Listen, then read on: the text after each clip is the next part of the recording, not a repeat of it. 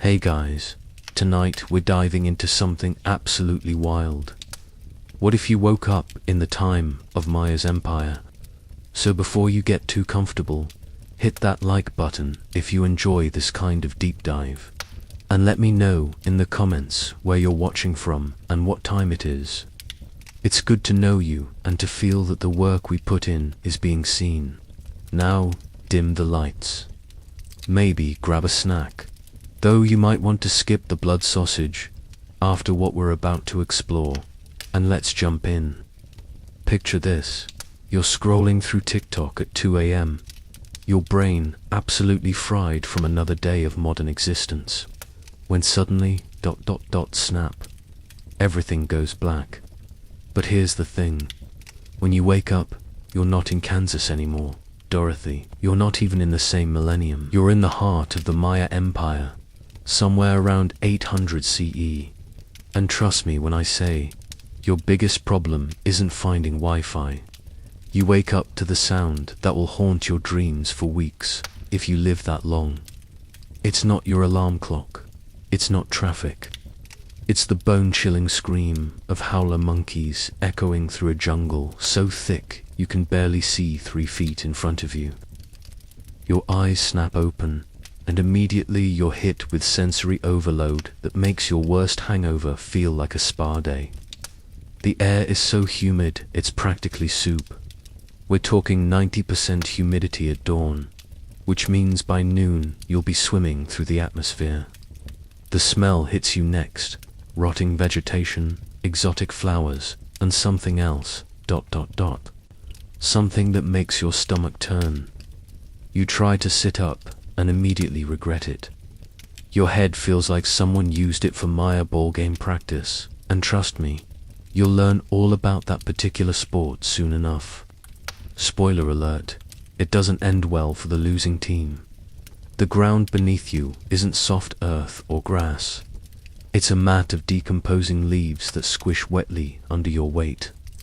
Insects you've never seen before, and some that look like they escaped from a prehistoric nightmare buzz around your face.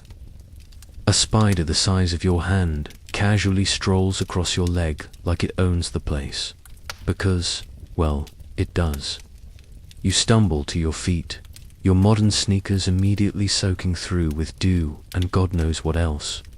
The jungle canopy above you is so thick that even in daylight, you're bathed in an eerie green glow that makes everything look like you're trapped inside a terrarium. And then you hear it. Drums. Not the fun kind you'd hear at a concert. These are deep, rhythmic, and coming from multiple directions. The sound travels through the humid air like a living thing.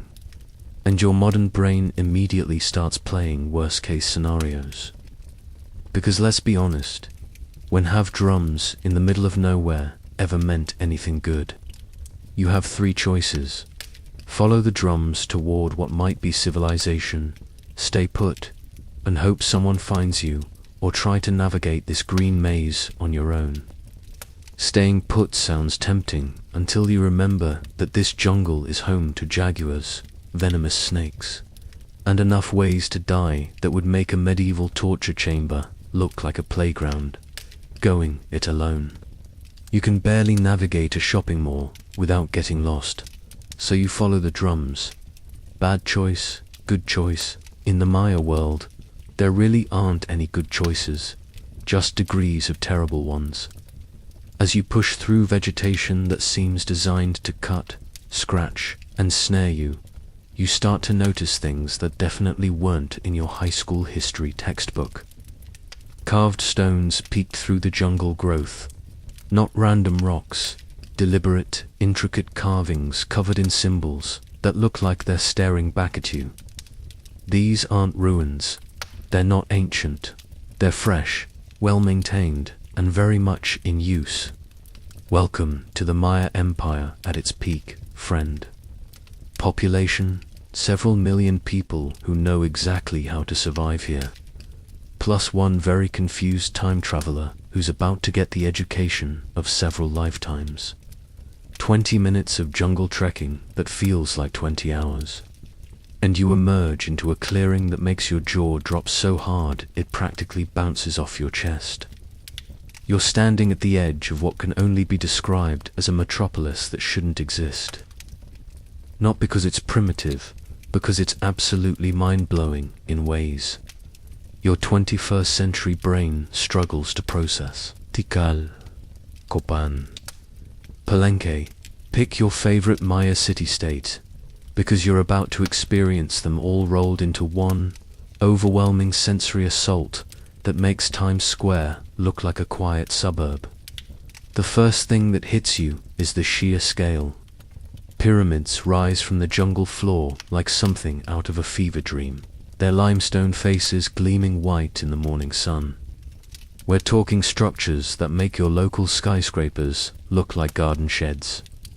The Temple of the Grand Jaguar looms 150 feet above you, its steep steps disappearing into morning mist that clings to the pyramid's peak like the city has its own weather system. But here's what really scrambles your brain.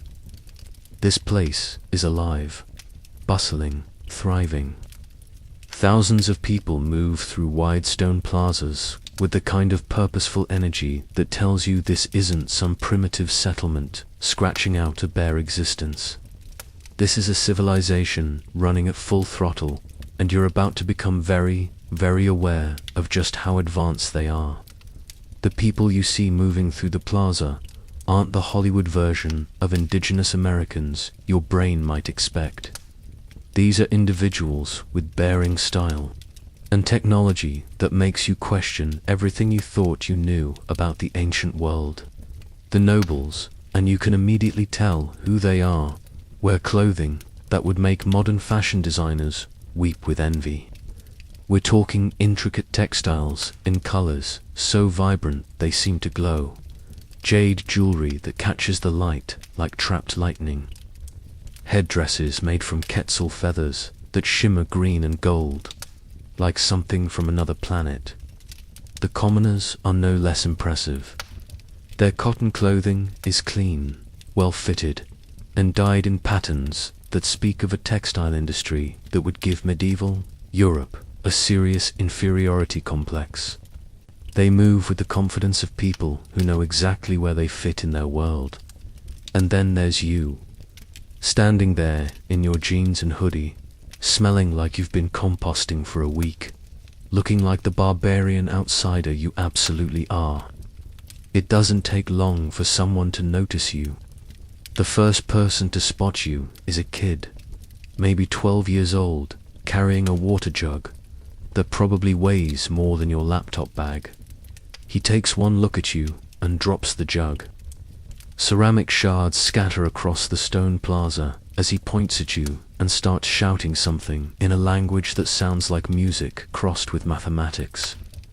Within seconds, you're the center of attention you never wanted.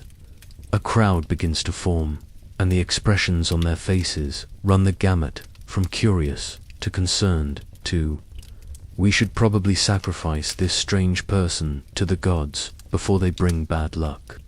Here's your first survival lesson in Maya society. Never, ever underestimate how quickly news travels in a civilization this organized. That kid's shouting has already reached the ears of people who matter, and they're heading your way with the kind of purposeful stride that usually ends badly for whoever they're striding toward. You have about 30 seconds before this situation escalates beyond your control. Your modern brain starts racing through possibilities. Smile and wave. Try to communicate. Run. Running is looking really good right about now. But before you can make a decision, the crowd parts like you're Moses, and this is the Red Sea. Except, instead of escaping Pharaoh, you're about to meet someone who makes ancient Egyptian rulers look like middle managers. The person approaching you through the parting crowd isn't someone you mess with. This is immediately, obviously, undeniably clear from 50 feet away. He's tall for a Maya, probably around 5 feet 8. But he carries himself like he's 7 feet tall and owns everything he surveys, which, in this city-state, he probably does. His head is elongated in a way that your modern eyes find unsettling until you remember that. Cranial modification was a sign of nobility in Maya culture. His skull was literally shaped from birth to mark his status, and the effect is striking in a way that makes you understand why they did it.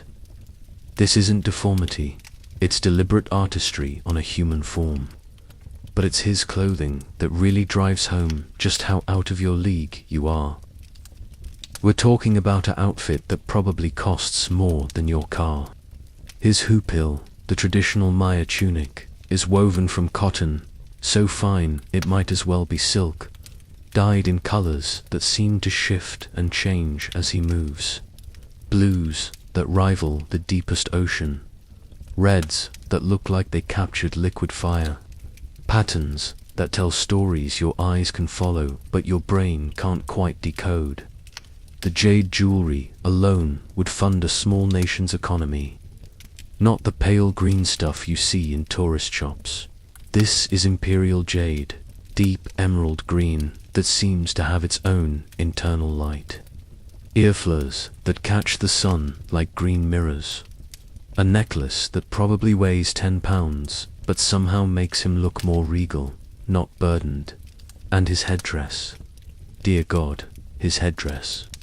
Picture the most elaborate thing you've ever seen, then multiply it by 10. Quetzal feathers that shimmer between green and blue depending on the angle of the light. Obsidian mirrors that reflect the sun in flashes that make you squint. Carved jade elements that form patterns you're pretty sure have religious significance you definitely don't want to accidentally offend. He stops about 6 feet away from you, close enough to study you, far enough to maintain his dignity, and gives you the kind of look that peels away everything you think you are and sees exactly what's left. When he speaks, his voice has the kind of authority that makes you want to stand straighter even though you have absolutely no idea what he's saying. Kanich Jano Pakeltul. He pauses, clearly waiting for a response. Your modern brain frantically tries to process what you just heard. It sounded formal, official, probably important. Definitely way beyond your 2 semesters of high school Spanish. The crowd around you is dead silent, watching this interaction with the intensity of people who understand that whatever happens next will be talked about for years. You do what any reasonable person would do. You panic. Hi. You manage, your voice cracking like you're 14 again. I'm lost. The effect is immediate and dramatic. The noble's eyebrows shoot up so high they practically disappear into his elaborate headdress. The crowd releases a collective gasp that sounds like air being sucked out of the plaza. Someone in the back starts muttering what you're pretty sure are prayers. Congratulations, you've just committed your first major cultural faux pas in Maya society. Probably not your last, but definitely one they'll remember. The noble turns to an advisor who appeared beside him like a well-dressed shadow. They have a rapid, intense conversation in classic Maya that includes several glances in your direction and at least one gesture that looks distinctly unfriendly. Here's what's happening, though you won't figure this out until much later. They're debating whether you're a lost trader from a distant city-state, a spy, a refugee from some catastrophe they haven't heard about yet, or a sign from the gods that the world is about to end.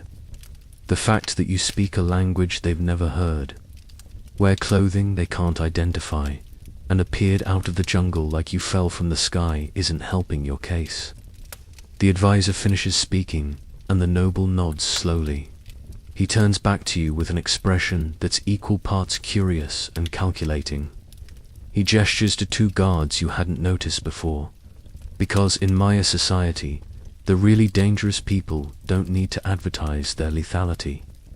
These guys are armed with obsidian-tipped spears that look like they could punch through modern body armor, and they move with the fluid grace of people who've spent their lives training to kill efficiently. The noble says something that's clearly an order, and the guards step forward. This is the moment when your modern brain finally catches up with your situation.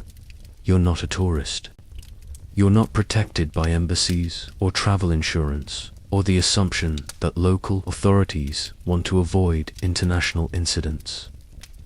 You're alone, in a time and place where your life has exactly as much value as the person in charge decides it has. And right now, that decision is being made by someone who has absolute power over life and death, who's never heard of human rights, and who might very reasonably conclude that the safest thing to do with a mysterious stranger is to sacrifice them to the gods and let the divine sort it out. The guards reach for you, and your fight or flight response finally kicks in. Too bad both options are terrible. Here's something they don't teach you in history.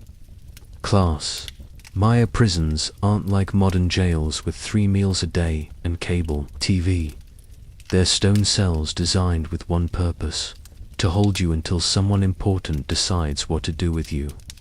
The guards didn't hurt you, which is either a very good sign or a very bad one, depending on whether they're saving you for later. They simply surrounded you with the kind of professional efficiency that made it clear resistance would be both futile and extremely painful. The walk through the city to wherever they're taking you becomes an unwilling tour of Maya civilization at its peak. And despite your terror, you can't help being amazed by what you see. The streets aren't dirt paths. They're paved causeways of limestone that would make Roman engineers jealous. Water flows through carefully engineered channels that bring fresh water into the city and carry waste away with an efficiency that medieval Europe wouldn't achieve for centuries. The buildings aren't primitive huts. They're sophisticated architecture with multiple stories, elaborate facades, and engineering that has kept them standing for over 1,000 years in a climate that destroys everything humans build. You pass markets that smell like a combination of heaven and hell, depending on which stall you're near. Vendors selling tropical fruits that make your modern supermarket look pathetically limited. Cacao beans being traded like currency because they literally are currency. Textiles that make you understand why European explorers went crazy for New World goods. And the people, thousands of them, going about their daily lives in a city that rivals anything Europe could offer in 800 CE and surpasses it in ways that would shock medieval minds. Children playing games in the plaza that look surprisingly familiar. Women washing clothes in public fountains with engineering so sophisticated, it makes you wonder what else your history books got wrong. Men engaged in crafts that require the kind of specialized knowledge that takes generations to develop. This isn't a primitive society scratching out subsistence in the jungle. This is a civilization running at full capacity, and you're starting to understand just how impressive that really is. But you're also starting to understand that impressive civilizations have impressive ways of dealing with problems. And right now, you're definitely a problem. The prison is exactly what you'd expect from a society that builds everything to last. Stone walls thick enough to stop a tank. Bars made from hardwood that's tough as steel. And absolutely no modern conveniences like light switches or flush toilets. Your cell is about 6 feet by 8 feet, smaller than most American bathrooms, with a stone bench that serves as both seat and bed, and a hole in the corner that you really don't want to think about too hard. The only light comes from a small opening near the ceiling that's too high and too small to offer any hope of escape. The air is humid and still, carrying sounds from the city above, but feeling completely isolated from the world of the living. You sit on the stone bench and try to process your situation rationally. But rational processing requires information you simply don't have. How long do they plan to keep you here? What are they going to do with you? Do they think you're a criminal, a spy, or something worse? Are they waiting for someone important to arrive? Are they preparing some kind of ceremony that you really, really don't want to be the guest of honor at? The uncertainty is almost worse than the fear. In your modern world, you'd have rights, lawyers, phone calls, due process. Here, you have whatever mercy or curiosity might exist in the hearts of people who've never heard of the Geneva Convention. Time moves differently in a stone cell with no clock, no phone, no connection to the outside world. What feels like hours might be minutes, or it might be days. Your stomach starts growling, reminding you that whatever interdimensional travel brought you here didn't include meal service. Eventually, footsteps echo in the corridor outside. Heavy boots on stone, getting closer. Keys jingle with the sound of metal on metal that means someone's coming to see you. The guard who opens your cell isn't one of the ones who brought you here. This guy is older, scarred, with the kind of presence that comes from surviving a lot of things that killed other people. He sets down a bowl and a cup, gestures for you to eat, and settles back to watch. The food is ... challenging. It looks like cornmeal mixed with something that might be beans, might be meat, might be both, might be neither. The consistency suggests it was cooked sometime this century, but you're not willing to bet money on that. The cup contains water that tastes like it was filtered through limestone and may be blessed by a priest who had strong opinions about purification. It's not the worst thing you've ever tasted, but it's definitely not Poland Spring. You eat because starving to death in a Maya prison would be a particularly stupid way to end this adventure. And while you're eating, you study your guard. He's studying you right back. This mutual examination continues for several minutes until he says something in Maya that sounds like a question. When you don't respond, he tries again with different words. Still nothing. Then he does something that surprises you. He points to himself and says, Akbel, a name. He's telling you his name. You point to yourself and say your name in return. His eyebrows rise slightly, not in surprise, but in recognition that communication might be possible. For the next few minutes, you and Akbel engage in the universal human activity of trying to understand each other across a language barrier. He points to objects and says their names in Maya. You repeat them, probably butchering the pronunciation, and he corrects you with the patient persistence of someone who's taught language before.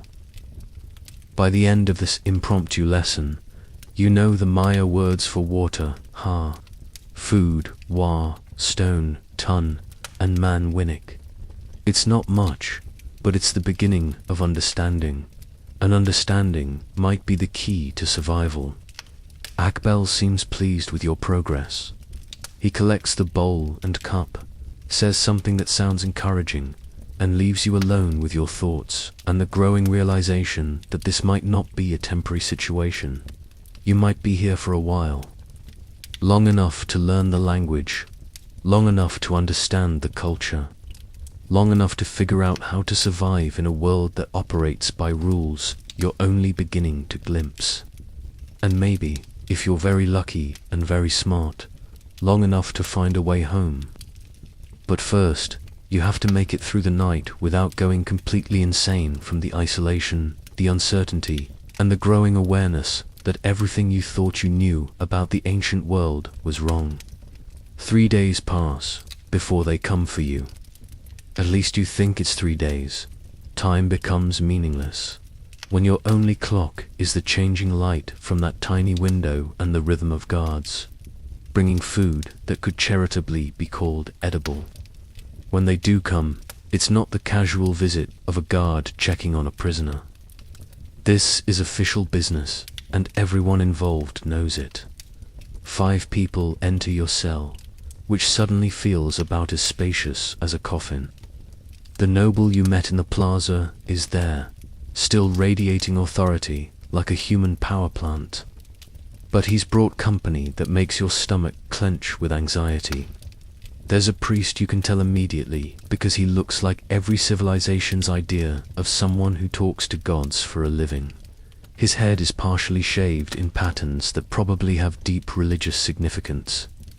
His clothing is simple but spotless, which in a world without dry cleaning means he either has servants or supernatural powers.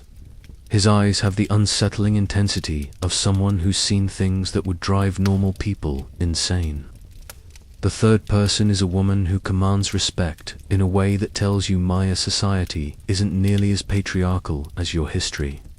Textbooks suggested. She's older, dignified, with a kind of bearing that comes from making important decisions for most of her adult life. Her hupil is elaborate but practical, decorated with symbols that speak of authority rather than mere wealth. The fourth person carries the tools that make your blood run cold. Obsidian knives, small bowls, and other implements that look suspiciously like they're designed for extracting information from reluctant sources. Maya torture, you're about to learn, was refined into an art form that would make medieval inquisitors take notes.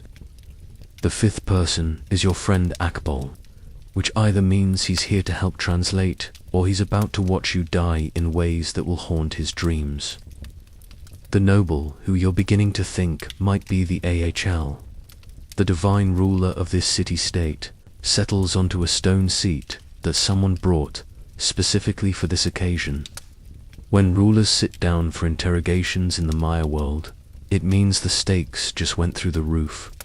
He speaks to Atbel, who turns to you and begins the delicate work of cross-cultural communication that will determine whether you live to see another sunrise. Great Lord, wants know where you come from, Akbel says, in heavily accented but understandable words. Apparently your language lessons have been mutual. This is it. The moment when you have to decide how much truth this situation can handle. Do you tell them you're from the future? Do you make up some story about being from a distant land? Do you pretend to have amnesia and hope they don't have medieval Mayan ways of testing that claim? Each option has potentially fatal flaws. Tell them you're from the future, and they might decide you're either insane or claiming to be a god, both of which could end very badly in a culture where divine impersonation is probably a capital offense. Make up a story about being from a distant land, and they might demand details you can't provide, or worse. They might decide you're a spy from an enemy city-state. Claim amnesia, and they might decide the best way to restore your memory is through methods that would make waterboarding look like a spa treatment. You choose a version of the truth that might, possibly, maybe not get you killed immediately. I come from very far away, you say slowly, giving Akbol time to translate. I was traveling and got lost in the jungle. I don't remember how I got there. It's not exactly a lie. You were traveling through time instead of space, but still traveling. You did get lost in the jungle. And you honestly don't remember the mechanics of how interdimensional transport actually worked. The Ahau listens to Akbel's translation, then asks another question that makes Akbel look uncomfortable as he translates it. Great Lord wants to know ... what gods you serve, what people you belong to, what your blood is worth. That last question sends ice through your veins, because in Maya culture, blood isn't just a metaphor. It's literal currency in their relationship with the divine. And the question of what your blood is worth might not be philosophical. The priest leans forward with interest that makes your skin crawl. He says something to the Ahau that includes several gestures toward the tools the fifth person brought. You don't need a translator to understand that whatever the priest suggested, it involves finding out what your blood is worth through direct experimentation. The woman speaks for the first time, and her voice carries the kind of authority that makes everyone else stop and listen. She asks you something directly, and you look to Akbol for help. Great Lady wants to know, can you read the stones? Can you count the days? Do you know the ways of ... of watching, astronomy, mathematics, writing? the 3 pillars of Maya intellectual achievement, and she's asking if you have any of the skills that would make you valuable enough to keep alive. Your modern education suddenly becomes both salvation and potential disaster. You know more about astronomy than most Maya priests, but explaining how you know it might raise questions you can't answer. You can do mathematics that wouldn't be invented in Europe for centuries, but demonstrating advanced math might convince them you're either divine or demonic. And reading, that's the really dangerous one. If you admit you can read, they'll want to test you on Maya glyphs. If you can't read Maya glyphs but claim to be literate, they'll know you're lying about something important. You take a calculated risk. I can count, you say carefully. I can watch the sky. I know when the rains come and when they go. I know some of the star patterns.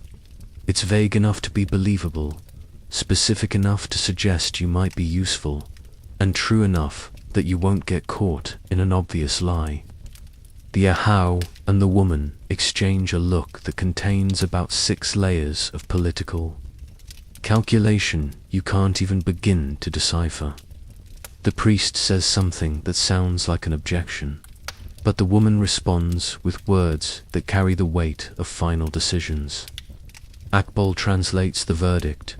Great Lord and Great Lady say, you will be tested. If you prove useful, you live. If you prove dangerous, you die. If you prove false. He doesn't finish the sentence, but the way he looks at the priest's tools tells you everything you need to know about Maya methods for dealing with liars. The Ahau stands, which signals that this audience is over. But before leaving, he says something directly to you. Not to Akbol for translation, but to you. You don't understand the words, but you understand the tone. It's the sound of someone giving you a chance you'd better not waste. As they file out of your cell, leaving you alone with Akbel and a head full of terrifying possibilities. You realize that your real education in Maya civilization is about to begin. And the first lesson is simple. In a world where knowledge is power and power is survival, you'd better learn fast, because the testing starts tomorrow. They come for you at dawn, when the howler monkeys are finishing their morning concert and the city is beginning its daily rhythm. But instead of guards, it's Akbol and a young man who introduces himself as Itzamna, named after the creator god, which either shows great parental optimism or tremendous pressure to live up to expectations. Itzamna is what you'd call a scholar if this were medieval Europe. But Maya intellectual life is so much more sophisticated that scholar doesn't really cover it. He's a keeper of knowledge, a reader of stones, a calculator of time, and a watcher of skies. Basically, he's the person who will determine whether you live or die based on how much you actually know. No pressure. They lead you out of the prison through corridors that show you just how much of the city you haven't seen. This place is massive, a sprawling complex of buildings connected by covered walkways that protect people from both sun and rain. The architecture is sophisticated in ways that make you question everything you thought you knew about ancient engineering. Your destination is a building that looks like a combination observatory, library, and laboratory. The walls are covered with astronomical charts that track the movements of Venus, Mars, and celestial bodies you can't even identify. Tables hold codices, Maya books made from bark paper, filled with glyphs that tell stories, record history, and contain mathematical calculations that wouldn't look out of place in a modern textbook. This is where Maya intellectual life happens, and walking into it feels like entering the ancient equivalent of MIT. Itzamna gestures for you to sit at a table, covered with various testing materials, counting sticks, astronomical charts, blank bark paper, and instruments for measuring time and celestial positions around you. Other scholars go about their daily work of maintaining one of the most sophisticated knowledge systems in the ancient world. The test begins simply. Itzamna places 20 cacao beans on the table and asks you to count them. Easy enough, even with your basic Maya vocabulary, you can handle numbers up to 20. Then he adds more beans, 40, 60, 100.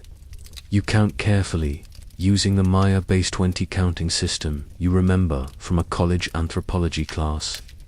You're now incredibly grateful you didn't skip. The Maya number system is actually more sophisticated than Roman numerals, and includes a concept of zero that European mathematics won't develop for centuries. Itzamna nods approvingly as you demonstrate that you understand vigesimal counting. But this is just the warm-up. Next, he brings out the astronomical charts. He points to various celestial objects depicted on bark paper and asks you to identify them. The sun and moon are easy. Venus, which the Maya tracked with obsessive precision, is recognizable once you understand their iconography for it. But then he points to constellation patterns that look familiar, but not quite right. And you realize you're seeing the night sky from 800 CE, before centuries of stellar motion changed the positions of stars. Your modern astronomical knowledge is actually working against you here, because you know where stars are now, not where they were 1200 years ago. You make educated guesses based on the general patterns, and manage to identify several major constellations correctly. Itzamna makes notes on bark paper with a reed pen that moves across the surface like he's writing poetry. The mathematics portion nearly breaks your brain. Itzamna presents you with calculations involving the Maya calendar system, which is so complex it makes your head spin. They don't just have one calendar, they have multiple interlocking calendars that track different cycles of time simultaneously. The sacred 260-day calendar, the solar 365-day calendar, and the long count that measures time from the creation of the current world. You're expected to calculate dates, predict eclipses, and determine what day of the week it was when various historical events occurred. Fortunately, your modern education included enough basic astronomy and mathematics that you can work through the problems, even if it takes you longer than it should. But it's the writing test that nearly kills you. Itzamna places a piece of bark paper in front of you and asks you to write your name, your homeland, and your reason for being here. Maya glyphs are beautiful, complex, and completely incomprehensible to someone who learned to read with a Roman alphabet. Each glyph can represent sounds, concepts, or entire words, and they're arranged in patterns that follow artistic as well as linguistic rules. You stare at the blank paper like it's a death warrant, because it might be. Then inspiration strikes. You begin drawing symbols that aren't Maya glyphs at all. They're Roman letters, but you arrange them in patterns that mimic Maya artistic principles, creating text that looks foreign but organized, sophisticated but when you finish from a different tradition. You've written your name, far land as your homeland, and seeking knowledge as your purpose, all in English letters, arranged to look as artistic and intentional as Maya glyphs. Itzamna studies your writing with fascination rather than confusion. He can't read it, but he can see that it follows systematic rules, that it represents a genuine writing system rather than random marks. He asks you to read it aloud, and you do, pronouncing the English words carefully. Then he asks you to explain the symbols, and you begin the delicate work of teaching someone about alphabetic writing without revealing too much about where alphabetic writing comes from. The final test almost stops your heart. Itzamna brings out an obsidian mirror, polished, volcanic glass that reflects like black water, and asks you to demonstrate sky-watching techniques. But this isn't just about astronomy. In Maya culture, Scrying with obsidian mirrors is how you communicate with gods and see into other worlds. He wants you to prove you have supernatural abilities. You're pretty sure this is a test you can't pass, because you're pretty sure you don't have any supernatural abilities, unless accidentally traveling through time counts, and you're not sure that's something you want to advertise. You hold the obsidian mirror and look into its dark surface, trying to think of something that might pass for mystical insight without being an obvious lie. The polished obsidian reflects your face like dark water, but as you stare into it, you realize you can see things that aren't quite reflections. The surface seems to shift and move, showing you images that might be memories, might be imagination, or might be something else entirely. You see the moment you first woke up in the jungle. You see the plaza where you were captured. You see faces of people you've met and people you haven't met yet. And then you see something that makes your blood run cold, yourself, standing on a pyramid platform while a crowd watches, holding something that glints in the sunlight like a blade. You jerk back from the mirror, your heart pounding. Itzamna asks what you saw, and you realize that your reaction, genuine terror, at whatever vision appeared in the obsidian surface, might be exactly the kind of response he was looking for. You describe the visions carefully, your arrival, your capture, faces of people in the city, things that could be memories or could be supernatural insight, depending on how you interpret them. You don't mention the final image of yourself on the pyramid. Some visions are too dangerous to share. Itzamna nods slowly as he makes final notes. Then he gathers up the testing materials and tells you to wait while he consults with the authorities who will decide your fate. You sit in the knowledge center, surrounded by the intellectual achievements of Maya civilization, and realize that you've just taken the most important test of your life. A test where the passing grade is continued existence, and failure means becoming intimately acquainted with Maya methods of human sacrifice. All you can do now is wait and hope that your crash course in Maya academics was enough to convince them that you're worth keeping alive. The wait lasts 3 hours, which feels like 3 years when your life hangs in the balance. When Itzamna returns, he's accompanied by the woman from your interrogation, the one whose authority made even the Ahau listen when she spoke. Today she's wearing the kind of outfit that suggests this is a formal occasion, and formal occasions in Maya society tend to be either celebrations or executions. You're really hoping for celebration. She studies you for a long moment with eyes that have clearly seen decades of life, death, and everything in between. When she speaks, her voice carries the weight of final decisions. Itzamna translates. Great Lady Ix, Chell says. You are strange, but not dangerous. You know things, but not false things. You will live, but you will serve. The relief that floods through you is so intense, you nearly fall off your stone seat. You're going to live. You passed the test. You won't become a sacrificial offering to gods whose names you can't pronounce. But then the second part of that sentence sinks in. You will serve. In Maya society, that could mean anything from prestigious government positions to hauling stones for pyramid construction. The difference between those options is roughly the difference between winning the lottery and a lifetime of backbreaking labor that ends in early death. Ixchel continues speaking, and Itzamna's translation reveals your fate. You will work with the sky watchers and day counters. You will help keep the calendar true and predict the movements of stars. You will learn our ways and teach us your ways. But you will not leave this city without permission, and you will always be watched. It's not freedom, but it's not slavery either. You're being inducted into Maya intellectual life as a junior member, with all the responsibilities and restrictions that come with it. And honestly, it could be much worse.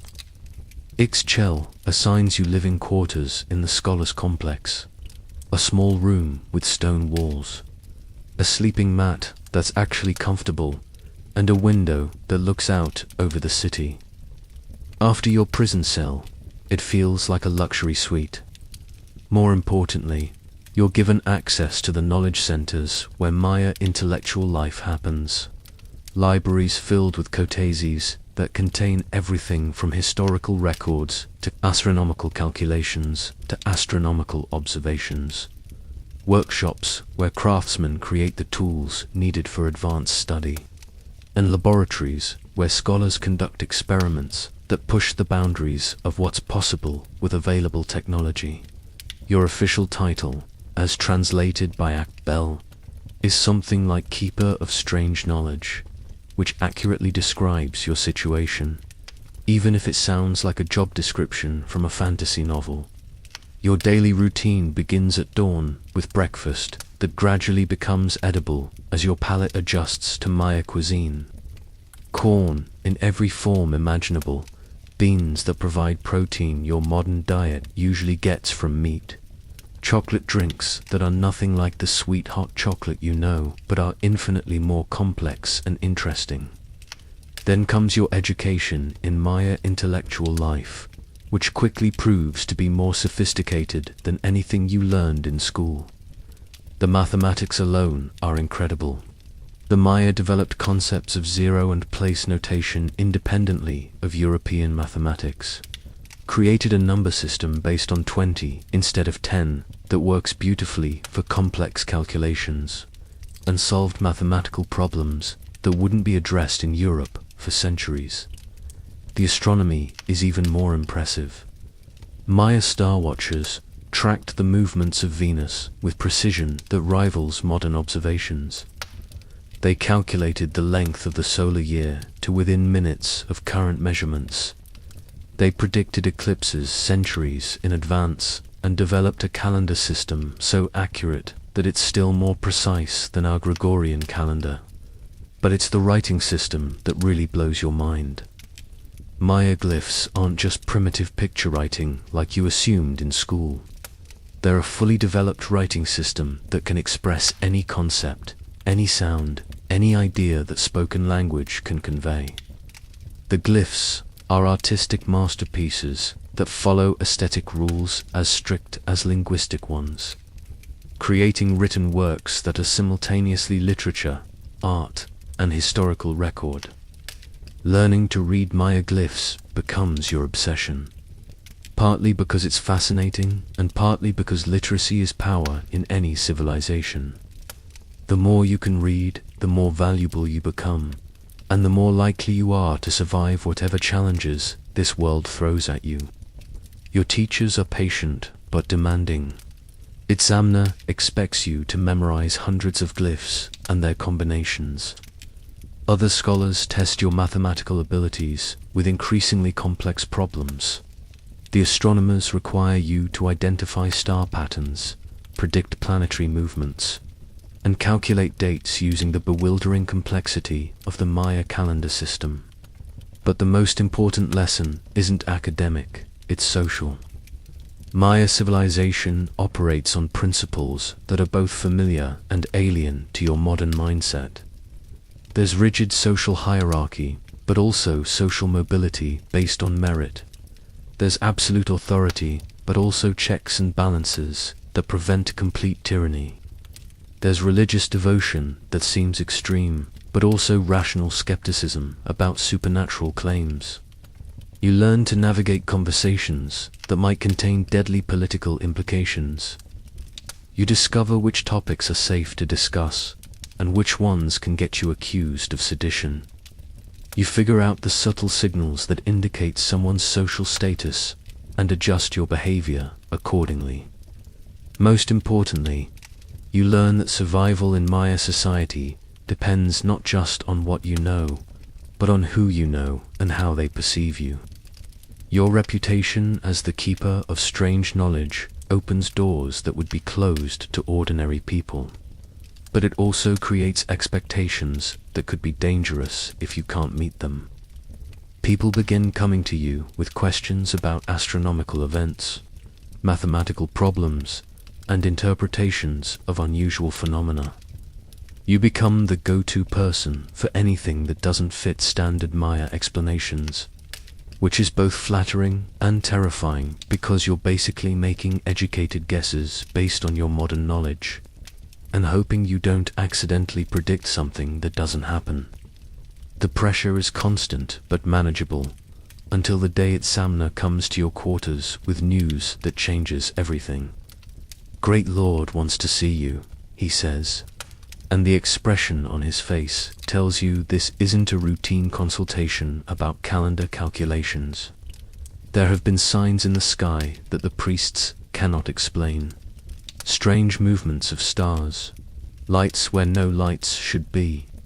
The Great Lord believes you may have knowledge that could help interpret these signs. Your stomach drops like you're on the world's worst roller coaster, because you have a terrible feeling you know exactly what astronomical event they're seeing. And if you're right, explaining it might require revealing knowledge that number 8th century person should possess. The summons comes at dawn, delivered by guards whose serious expressions tell you this isn't a casual consultation about calendar mathematics. When Maya rulers want to see you urgently about signs in the sky, it usually means something important enough to affect the stability of the kingdom, or to get the messenger killed if they provide unsatisfactory answers. You follow the guards through corridors you haven't seen before, deeper into the heart of the palace complex where power lives and breathes and makes decisions that affect thousands of lives. The walls here are covered with murals that tell the history of the dynasty in vivid colors that seem to glow in the torchlight. Kings conquering enemies, priests conducting ceremonies, gods bestowing divine favor on rulers who clearly understood the importance of good public relations. The message is clear. This is where important things happen, and you'd better not disappoint the people who make them happen. The throne room, because that's clearly what it is, even if Maya royal architecture doesn't look like European. Castle design is filled with people whose presence indicates this is a crisis meeting of the highest level. The House sits on a throne that's carved from a single piece of jade green stone and decorated with symbols that probably tell his entire genealogy back to the gods who created the world. His regalia today makes his previous outfits look casual. A headdress that incorporates living quetzal birds, yes. Live birds perched in his ceremonial crown. Jade jewelry that would fund a small army. And a cloak made from feathers so brilliant they seem to generate their own light. Around him stand the key figures who make Maya civilization work. The high priest whose authority over religious matters rivals the king's political power. The war captain whose scars tell stories of battles fought and won. The chief astronomer whose calculations keep the kingdom aligned with divine will. And Ixchel, whose presence suggests this situation requires the highest level of political wisdom. They're all staring at you with expressions that range from hopeful to skeptical to, "We're about to find out if this stranger is worth the food we've been feeding him." The House speaks, and his words carry the weight of divine authority mixed with human desperation. Itzamna translates, "Great Lord says, there are lights in the sky that should not be there. Moving stars that follow no pattern the sky watchers know. The priests say it means the gods are angry, or that the end of this world age approaches. The people are becoming frightened. Great Lord wants to know if your strange knowledge can explain these signs."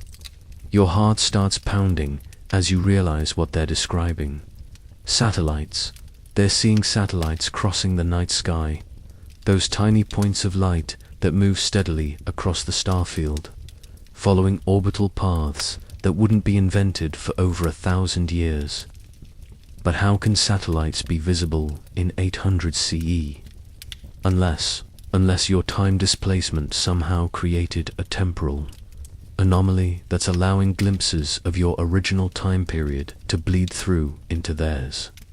Which sounds like bad science fiction, but is the only explanation that makes any sense of an impossible situation.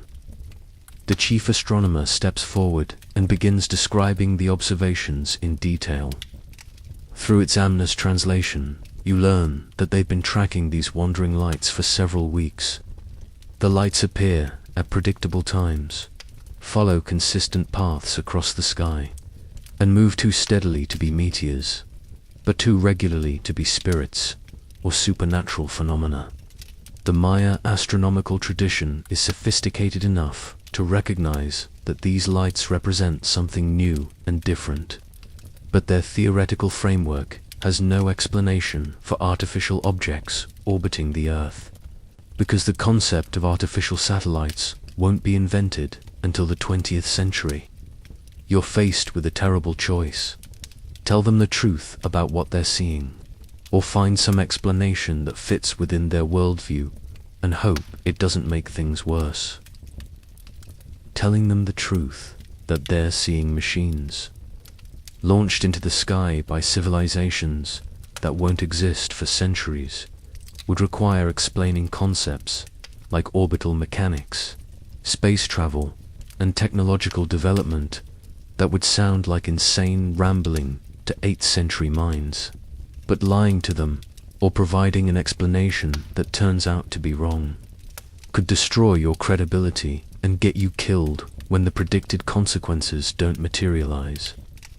You decide on a middle path that might get you through this crisis without completely destroying your reputation or accidentally starting a religious war. Great Lord, you say carefully, pausing for its Samna to translate. These lights are messages from distant times. They show the movements of sky spirits that exist beyond our normal world, but sometimes become visible when the barriers between time become thin. It's not exactly a lie.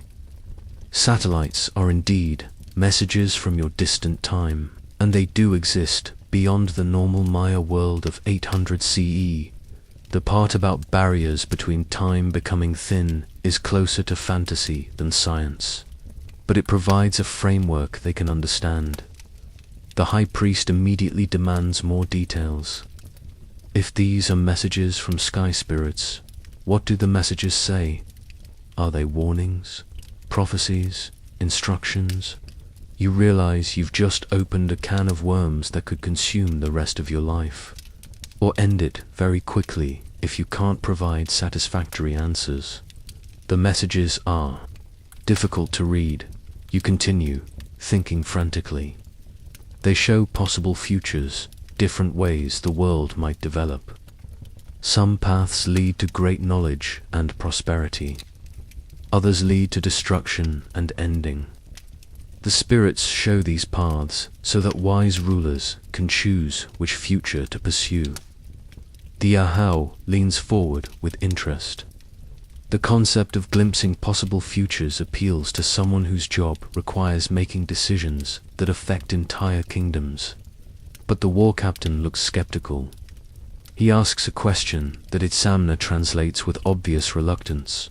War captain wants to know, if these spirits show possible futures, why do they only appear now? What has changed that makes the sky spirits reveal themselves? It's a good question, and the answer you give will determine whether this explanation helps or destroys you. You look directly at the war captain and give him an answer that's true in ways he can't possibly understand. They appear now because great changes are coming. The world is about to transform in ways that will affect every person, every kingdom, every way of life that now exists. The sky spirits want to warn wise rulers so they can prepare for what's coming. The silence in the throne room is so complete you can hear the Quetzal birds breathing in the Ahau's headdress. Because what you just said, that great transformations are coming that will affect every aspect of Maya life, is absolutely true. European contact is only a few centuries away, and it will destroy Maya civilization as they know it. but you've just positioned yourself as the person who can interpret the warnings and help them prepare for an apocalyptic future, which means your survival now depends on your ability to provide useful guidance about challenges they can't imagine and changes they can't comprehend. The Ahau exchanges looks with his advisors, and you can see the political calculations happening behind their eyes. If you're right about great changes coming, they need your knowledge. If you're wrong, they need to eliminate the source of false prophecy before it destabilizes the kingdom. Either way, your quiet life as a junior scholar just ended.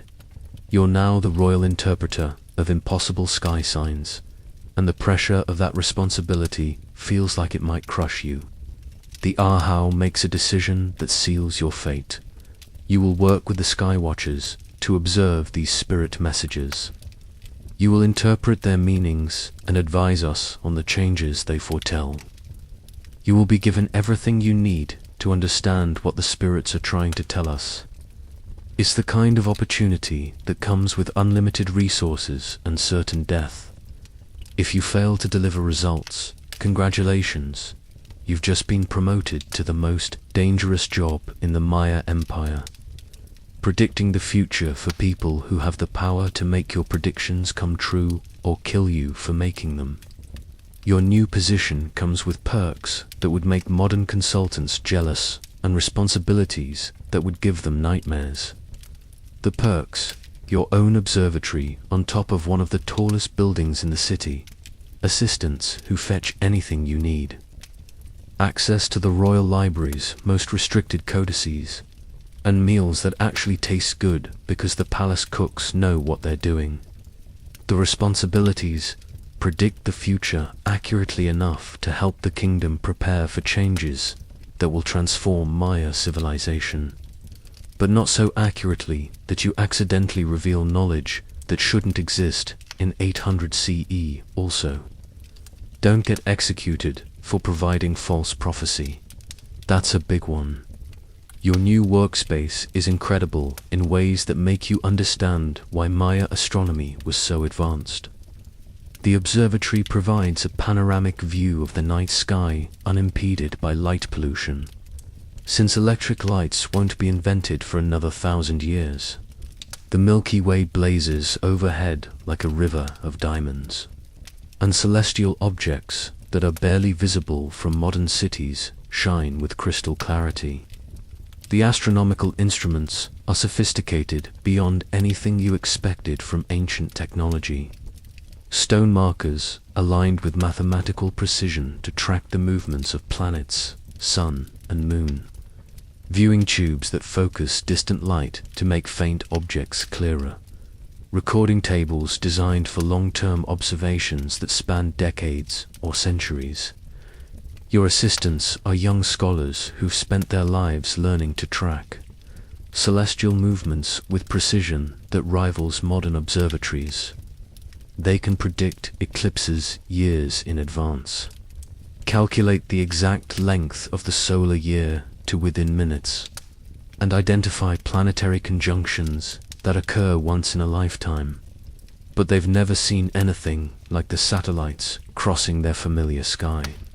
And the confusion in their voices when they describe the observations tells you how much this anomaly is disturbing their carefully ordered understanding of the universe. You spend your first week in the new position, learning their observational methods and trying to figure out exactly what you're seeing in the night sky. The moving lights definitely match the behavior of artificial satellites. Steady movement across predictable orbital paths. Consistent timing, regular spacing that suggests a planned constellation rather than random objects. But they're not supposed to exist in 800 CE. Which means either your time displacement created some kind of temporal bleed-through, or something much stranger is happening that you don't understand yet. The breakthrough comes when you realize that the satellites aren't from your original time period, they're from the future. A future that apparently developed space technology and deployed orbital networks for purposes you can only guess at. which means your time displacement didn't just send you backward. It's created a temporal anomaly that's allowing glimpses of multiple time periods to overlap in ways that violate everything you thought you knew about how time works. The implications are staggering. If future technology is becoming visible in the Maya period, other temporal anomalies might be occurring as well. Changes to the timeline that could affect the entire course of human history. And you're the only person who might be able to understand what's happening and predict what comes next. The pressure of that realization nearly breaks you. You're not just responsible for advising Maya rulers about their kingdom's future.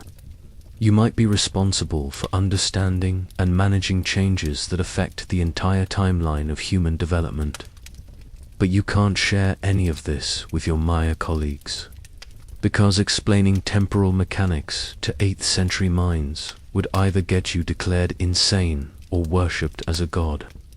Neither option would help you deal with the actual crisis.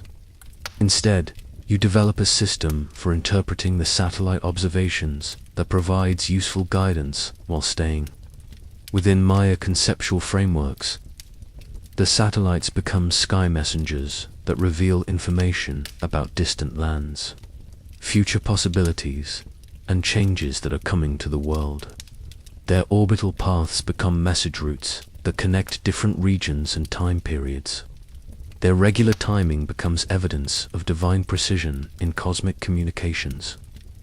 It's not scientifically accurate, but it gives your Maya audience a way to understand the observations that make sense within their worldview and provides practical guidance for kingdom management.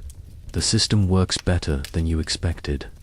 The satellite's orbital patterns do provide information about weather systems, seasonal changes, and environmental conditions that affect agriculture and trade. The regular timing helps improve calendar calculations and astronomical predictions. The overall phenomenon demonstrates that Maya sky-watching traditions are sophisticated enough to detect and track anomalous celestial events. Your reputation as interpreter of sky messages grows rapidly as your predictions prove accurate and useful. Farmers adjust planting schedules based on your weather forecasts. Traders plan expeditions around your predictions of favorable conditions. Military commanders use your strategic insights to anticipate enemy movements and resource needs. Within months, you've become indispensable to the kingdom's decision-making process.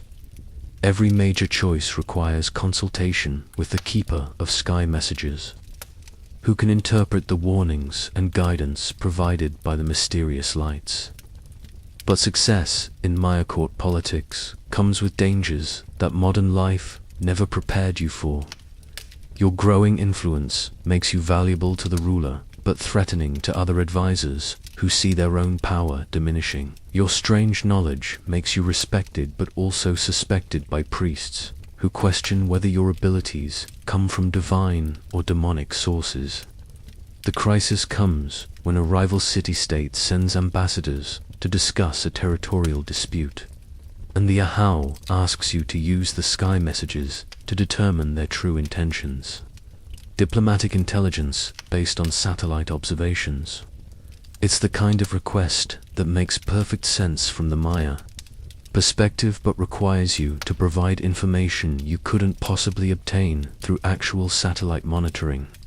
You have to choose between admitting the limitations of your abilities, which might destroy your credibility and get you killed, or fabricating intelligence that could affect the outcome of negotiations between kingdoms. Either choice could lead to disaster, but one disaster might be survivable, while the other definitely isn't. You decide to take the risk and provide intelligence based on educated guesses about Maya political patterns, hoping your understanding of the culture is sophisticated enough to make accurate predictions about diplomatic intentions. The gamble pays off when your assessment of the rival ambassadors proves accurate, helping the AHO negotiate a favorable settlement that avoids warfare while securing important trade agreements. Your success in diplomatic intelligence solidifies your position as the kingdom's most trusted advisor on matters requiring supernatural insight, but it also establishes expectations that will be impossible to meet consistently without access to information that doesn't actually exist. You've become trapped in a role that requires you to perform miracles on demand for people who have the power to execute you when the miracles stop working. And you're starting to realize that the temporal anomaly that brought you here might be expanding, creating changes to the timeline that could affect not just Maya civilization, but the entire future course of human development. The sky messages might be warning about something much larger and more dangerous than territorial disputes between city-states. Something that could require you to choose between preserving the timeline and preserving your own life. 3 months into your role as royal interpreter of impossible phenomena, the situation gets exponentially more complicated. It starts with your assistants reporting observations that don't make sense even by the already impossible standards you've established. The satellites, your sky messages, are no longer following predictable orbital patterns. They're accelerating, changing course, and sometimes disappearing entirely before reappearing in completely different sections of the sky. But that's not the weirdest part. The weird part is that other anomalous objects are beginning to appear. Objects that definitely aren't satellites from any time period you recognize. Your lead assistant, a brilliant young astronomer named Itzel, comes to your observatory at dawn with observations that make your blood run cold. "Teacher," she says, using the formal address that still makes you uncomfortable. "There are new lights in the sky that behave unlike anything we have recorded. They pulse with colors that change like flowers, blooming and dying. They move in spirals and patterns that suggest ... intelligence. Intelligence." She's describing objects that move with apparent purpose and decision-making capability, which implies either advanced artificial intelligence or something that isn't artificial at all. You ask her to show you the observations, and what she presents makes you question your sanity. The new objects appear to respond to Maya astronomical activities. When the Skywatchers focus their observations on particular sections of the sky, the anomalous lights move toward those sections. When ceremonial fires are lit during astronomical observations, the objects pulse in rhythm with the flames. It's as if whatever is up there is aware of Maya civilization and actively trying to communicate with it. But that's impossible, because nothing with that kind of advanced capability should exist in any time period that could be bleeding through into 800 CE. Unless the temporal anomaly isn't just allowing glimpses of different time periods, it's attracting attention from entities that exist outside normal time altogether. The political implications hit you like a physical blow. If these new phenomena represent genuine contact with non-human intelligence, everything changes. Maya civilization would become the first human culture to establish communication with alien entities, potentially changing the entire course of human development in ways that could affect every future time period. But if you're wrong, and these are just more temporal glitches that you're misinterpreting, you could lead Maya civilization into disastrous decisions based on false assumptions about contact with cosmic intelligence. The pressure of making that determination falls entirely on you, because you're the only person in Maya society who has any frame of reference for understanding phenomena that transcend normal human experience. You decide to test whether the objects are genuinely responsive by conducting controlled observations designed to elicit specific reactions. Working with Itzel and your other assistants, you design a series of astronomical ceremonies that combine traditional Maya, sky watching, with deliberate attempts to communicate with whatever intelligence might be operating the anomalous objects. The first test involves lighting ceremonial fires in patterns that correspond to major constellations, then observing whether the mysterious lights respond with similar patterns. They do. The second test involves using polished obsidian mirrors to reflect sunlight toward the objects during daylight hours, then watching for responsive signals. The objects pulse with increasing intensity when exposed to reflected sunlight, then begin moving in patterns that mirror the movements of the obsidian mirrors. The third test nearly stops your heart. You ask your assistants to arrange obsidian mirrors in a pattern that corresponds to Maya mathematical notation for specific numbers: 1, 5, 20, 400. The basic units of the Maya counting system. The objects in the sky respond by arranging themselves in formations that precisely match those numbers. They understand Maya mathematics. They're not just aware of Maya civilization. They're actively studying it and demonstrating comprehension of Maya intellectual achievements. You're witnessing first contact between Maya civilization and entities with capabilities that transcend anything that should exist in human space-time, and you have absolutely no idea what to do about it. The Ahau summons you for an emergency consultation when news of the responsive sky objects reaches the royal court. The meeting includes every major authority figure in the kingdom: political leaders, military commanders, high priests, and scholars whose expertise spans everything from agriculture to warfare. They want to know three things. What are these entities? What do they want? And how should Maya civilization respond to contact with cosmic intelligence? You realize that your answer will determine not just your own fate, but potentially the fate of Maya civilization and possibly the entire future of human development. If you advise aggressive response, Maya warriors might attempt to attack entities with technology that transcends human understanding. If you advise passive observation, the kingdom might miss an opportunity for knowledge and advancement that could change everything. If you advise active communication, you might be opening a door that can never be closed.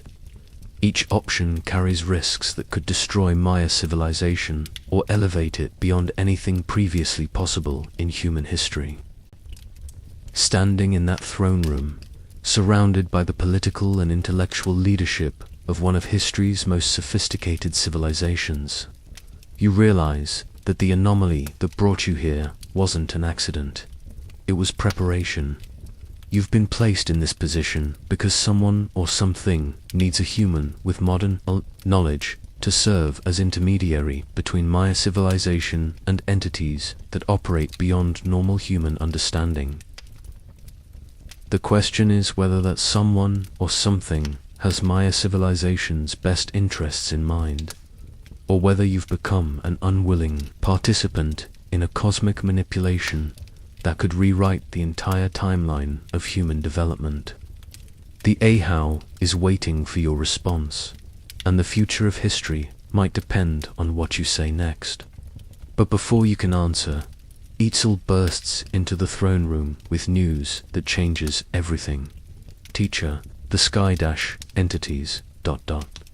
They're not just watching anymore. They're descending.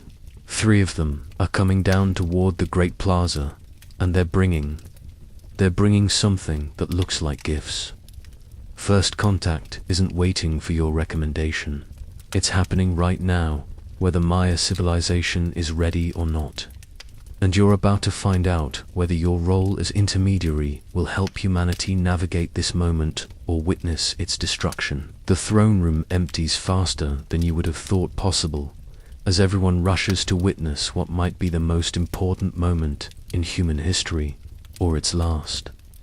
You follow the crowd through corridors and courtyards toward the Great Plaza, your modern brain struggling to process the impossibility of what's apparently happening. First contact with alien intelligence in 800 CE. mediated through temporal anomalies that shouldn't exist, involving Maya civilization that's already more sophisticated than most people realize. If this goes wrong, it won't just affect Maya history. It could alter the entire timeline of human development in ways that ripple through every subsequent century. The Great Plaza is packed with people whose expressions range from wonder to terror to the kind of excitement that comes from witnessing something that will be talked about for the rest of human existence. Children peek around their parents' legs while trying to understand why all the adults have stopped breathing normally. Elderly people lean on walking sticks and murmur prayers to gods who might be about to meet their cosmic counterparts. Above the crowd, 3 objects descend with the kind of controlled movement that leaves no doubt about their artificial nature. They're not ships in any sense that human engineering would recognize.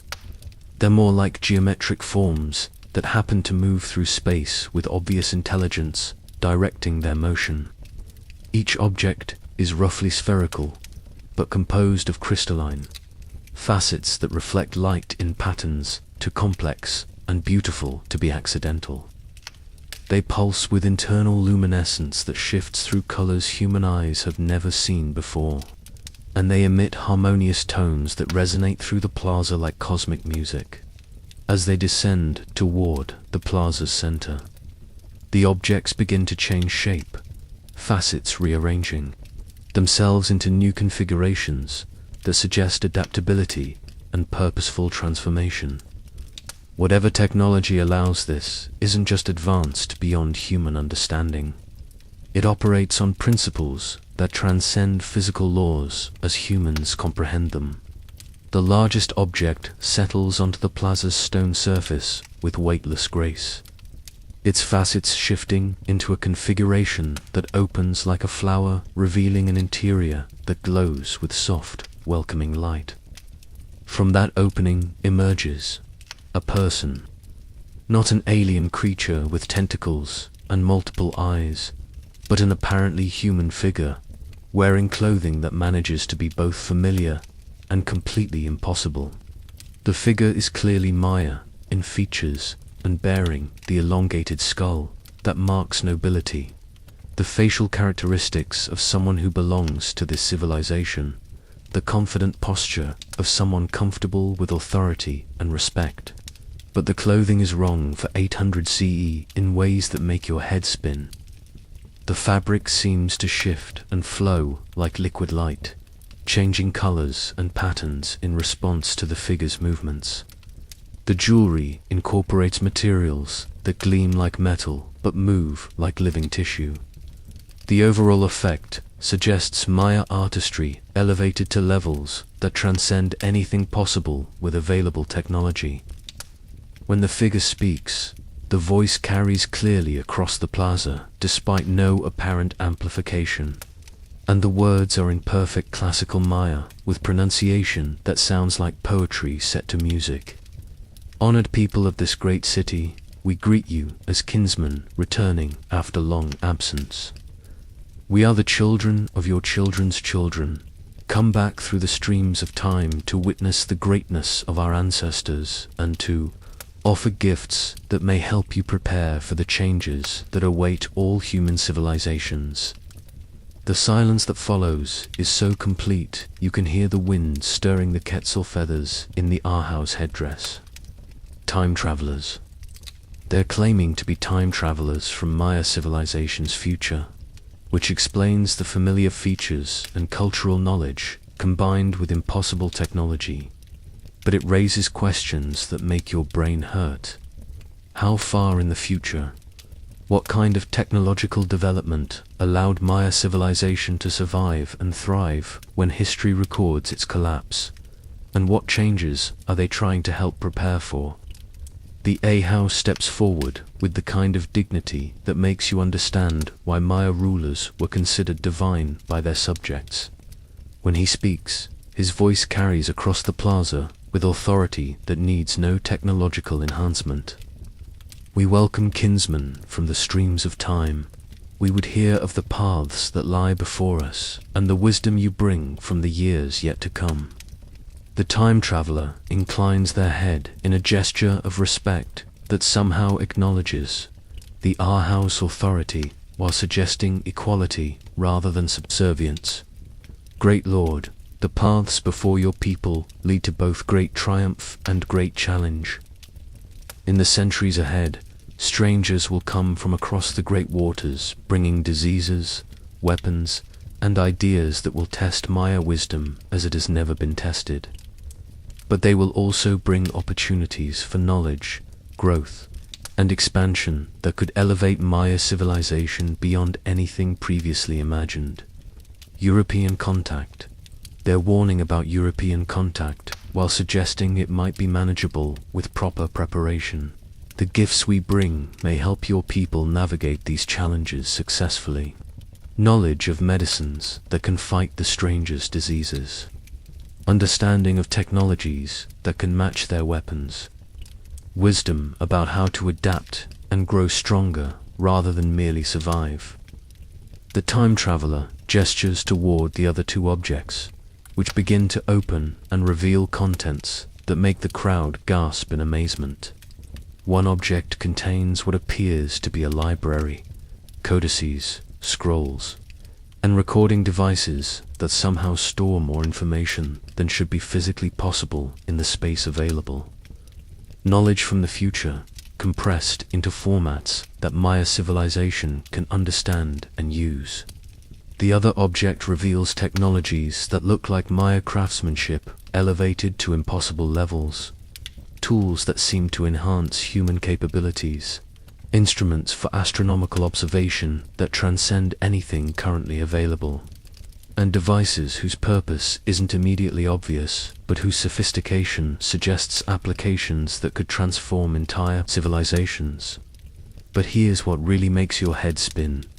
None of this should be happening according to the timeline you remember from your original period. Maya civilization collapsed in your historical understanding. European contact devastated indigenous American populations. The advanced technologies being displayed should not exist in any future that developed from the 8th century you remember. Which means either your historical knowledge was completely wrong, or the temporal anomaly that brought you here is part of a larger pattern of timeline. Alteration that's changing the entire course of human development.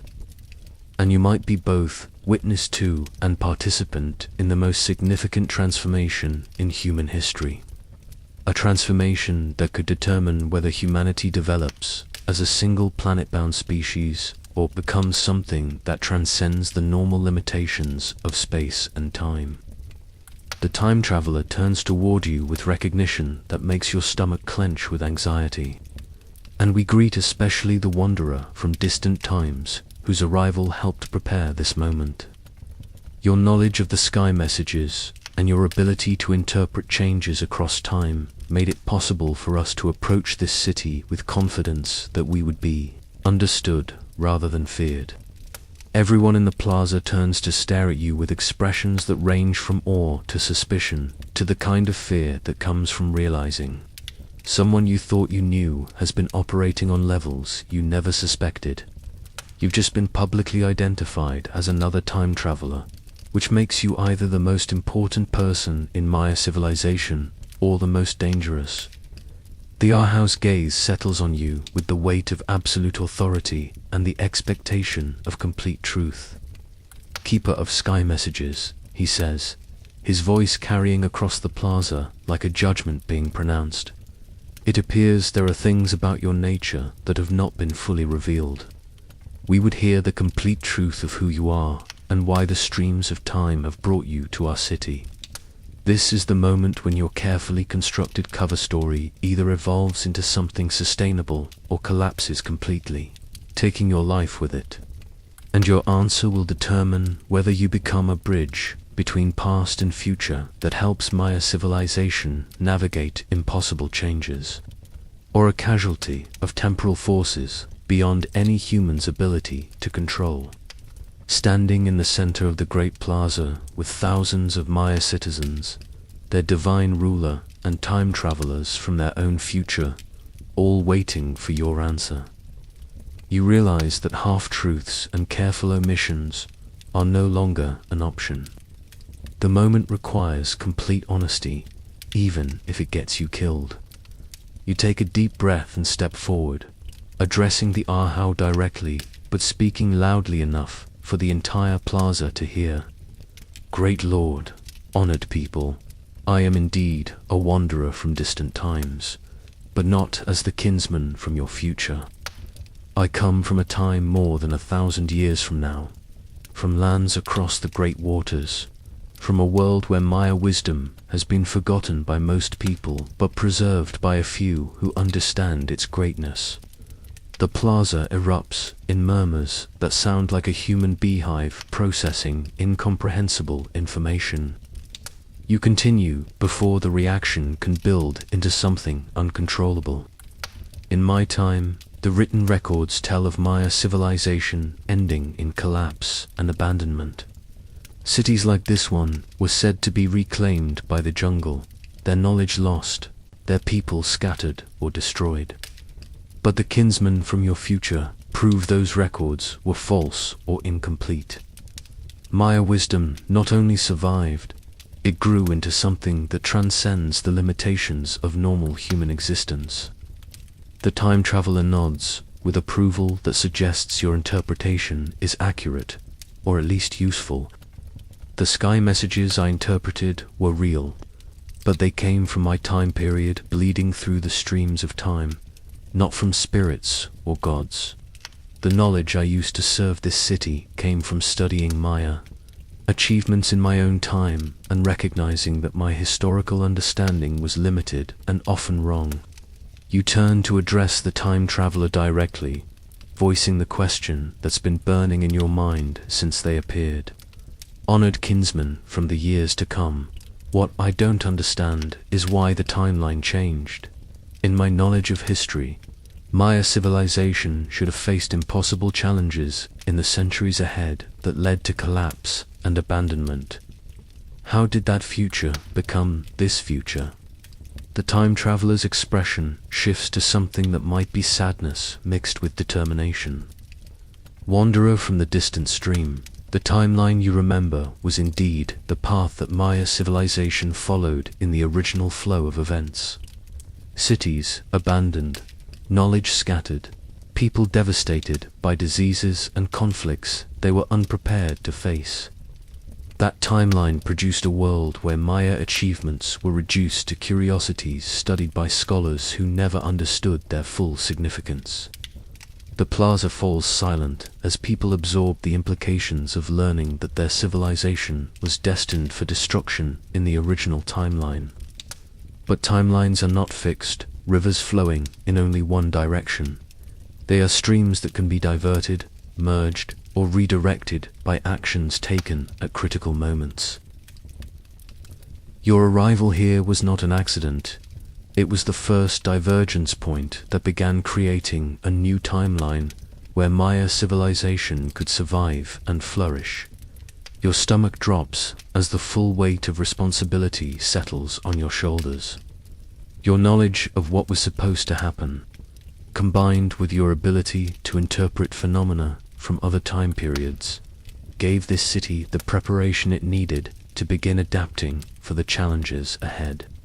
Your presence here started changes that rippled through the timeline, creating opportunities for Maya civilization to develop along different paths. The AHL steps forward with questions that cut straight to the heart of political reality. Kinsman from our future, what you describe suggests that the survival of our people depends on knowledge and preparation that would not have existed without a wanderer from distant times. Are you saying our fate was changed by his arrival? Not changed, great Lord, expanded. The original timeline still exists as one possible path. But now there are other paths available, paths where Maya wisdom adapts and grows instead of being buried by forces beyond its control. The gifts we bring can help your people choose which path to follow. The time traveler gestures toward the knowledge and technologies revealed by the other objects. These gifts include understanding of the diseases that will come with the strangers from across the waters, knowledge of how to build alliances that strengthen rather than divide Maya cities, and technologies that can grow from Maya achievements rather than replacing them with foreign innovations. But here's what really makes your head spin. If Maya civilization survives and thrives instead of collapsing, it changes everything about the timeline you came from. European colonization would face organized resistance from advanced indigenous civilizations. Global development would follow completely different patterns. The modern world you remember might never exist in the same form. You voice the question that's been building in your mind. If Maya civilization follows this new timeline instead of the original one, what happens to the future I came from? Do the billions of people who existed in my time simply not exist anymore? The time traveler's response is both comforting and terrifying. Timelines don't erase each other. They branch and diverge like tributaries of a great river. Your original timeline continues to exist as one branch of possibility. But now there are other branches, other ways history could develop, other futures that could emerge from the choices made in this time and place. The question that matters most is not what happens to the future you remember, but what future will be created by the choices made here and now. Maya civilization stands at a crossroads where wisdom and preparation could create possibilities that transcend anything previously imagined in human development. The Ahau turns to you with an expression that combines respect, responsibility, and the weight of decisions that will echo through centuries. Wanderer from distant times, it appears that your knowledge and the gifts offered by our kinsmen from the future streams could determine which path our people follow. We would have your counsel on how best to use these opportunities to ensure Maya wisdom not only survives, but grows stronger than it has ever been. Standing there in the plaza, surrounded by thousands of people whose lives will be affected by your answer, you realize that you've become the hinge point between time. Your advice could help Maya civilization avoid the collapse that destroyed it in your original timeline, potentially creating a future where indigenous American civilizations become global powers that reshape human development. But you could also give advice that leads to disasters you can't anticipate, creating new problems that are worse than the original timeline's challenges. The responsibility is overwhelming, but the opportunity might be the most significant in human history. You take a deep breath and begin to outline a strategy that could help Maya civilization navigate the challenges ahead while preserving the achievements that made it one of history's most remarkable civilizations. Great Lord, honored people, the path forward requires combining Maya wisdom with knowledge from other times and places. The gifts from our kinsmen from the future can help, but the choices must be made by Maya leaders using Maya values and Maya understanding of what makes civilization strong. You gesture toward the technologies and knowledge revealed by the time travelers. First, we must understand the diseases that will come with strangers from across the waters and develop medicines that can protect Maya people. Second, we must strengthen alliances between Maya cities so that when strangers arrive, they face united kingdoms rather than divided rivals. Third, we must adapt Maya achievements in astronomy, mathematics, and engineering to create capabilities that can match or exceed whatever technologies the strangers bring. But most importantly, we must ensure that whatever changes are made strengthen Maya civilization rather than transforming it into something that loses the wisdom, values, and achievements that made it great in the first place. The plaza erupts in discussion as people absorb the implications of what you've proposed. Alliance between traditionally competitive city-states, preparation for threats that haven't arrived yet, Adaptation of Maya culture to meet challenges that transcend anything previously faced. The Ahau raises his hand for silence, and when he speaks, his words carry the weight of decisions that will shape centuries of human development. The path suggested by the wanderer from distant times requires wisdom, courage, and cooperation beyond anything our people have previously attempted. But if the alternative is the collapse and destruction described by the kinsman from our future streams, then we must attempt what has never been attempted before. He turns to address the time traveler directly. We accept the gifts you offer, but with the understanding that they supplement Maya wisdom rather than replacing it. We will learn what we must learn and adapt what we must adapt. But we will remain Maya people following Maya values toward a Maya future. The time traveler inclines their head in acknowledgement and respect. That is exactly the wisdom we hoped to find, Great Lord. Maya civilization succeeds not by abandoning what makes it strong, but by building upon that strength to meet whatever challenges the future brings. As the formal ceremonies begin for receiving the gifts from the future, you realize that you've just helped initiate the most significant alteration to human history ever attempted. Maya civilization is about to begin a transformation that could make it one of the dominant powers in global development rather than a victim of European expansion. And you're going to witness and help guide every step of that transformation. Assuming, of course, that the changes you've helped set in motion don't create consequences that destroy everything you're trying to protect. 6 months after first contact with the time travelers, Maya civilization is transforming in ways that would be impossible to explain to anyone from your original timeline. The changes aren't the kind of dramatic overnight revolution that modern minds might expect. Maya culture is too sophisticated and too cautious for that kind of reckless adaptation. Instead, the transformation follows patterns that strengthen existing Maya achievements while carefully integrating knowledge and technologies that enhance rather than replace traditional capabilities. Your role has evolved into something that doesn't exist in any other civilization. Strategic advisor for timeline adaptation. It's a job description that wouldn't make sense to anyone except the small group of people who understand that Maya civilization is deliberately choosing a different path through history than the one it originally followed. The challenges are staggering in their complexity. First, there's the medical preparation. The time travelers brought knowledge of diseases that European contact will introduce to the Americas, along with treatments and prevention strategies that could save millions of lives. But implementing that knowledge requires training Maya healers in concepts of contagion, immunization, and pharmaceutical development that push the boundaries of what 8th century minds can absorb. You spend weeks working with Maya physicians to establish protocols for recognizing and treating smallpox, measles, typhus, and other diseases that devastated indigenous populations in your original timeline.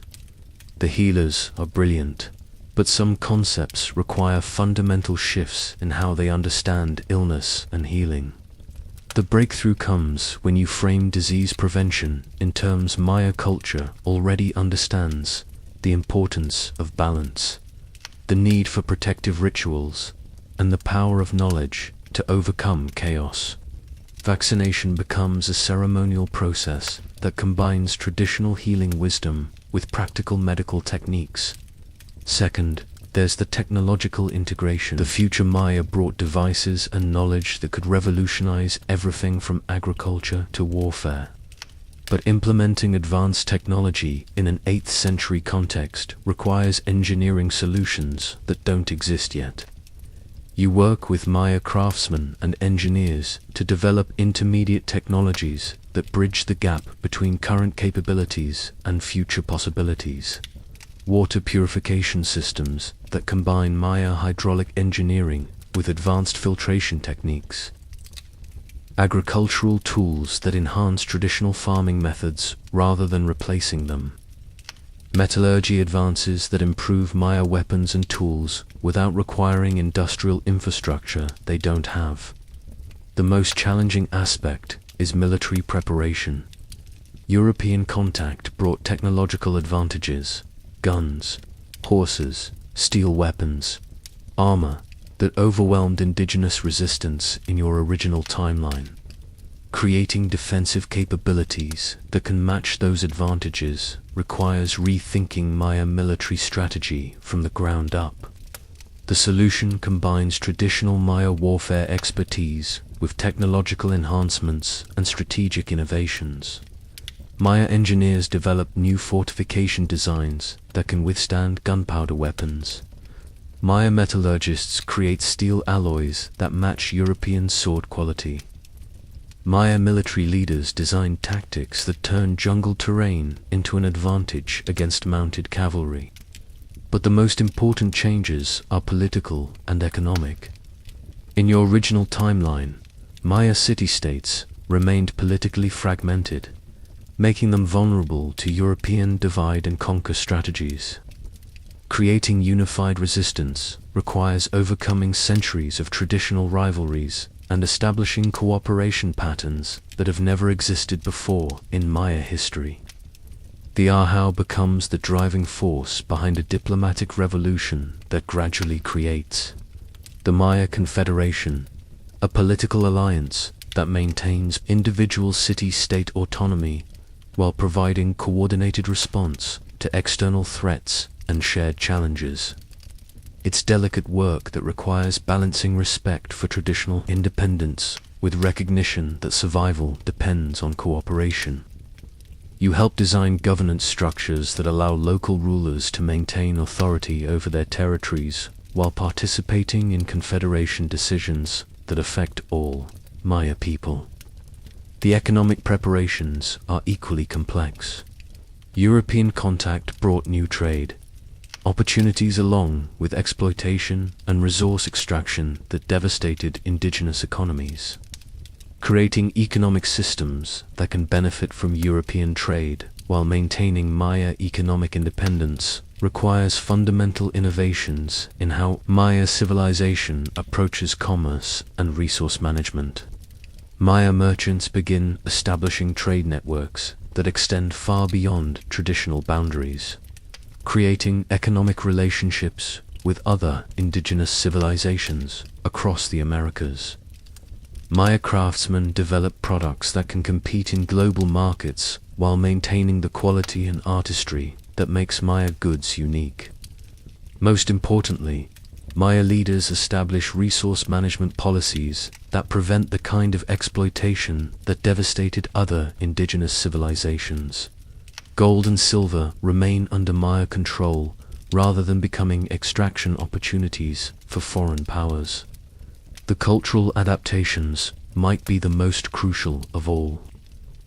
Maya civilization succeeded originally because it developed intellectual and artistic achievements that rivaled anything in the ancient world.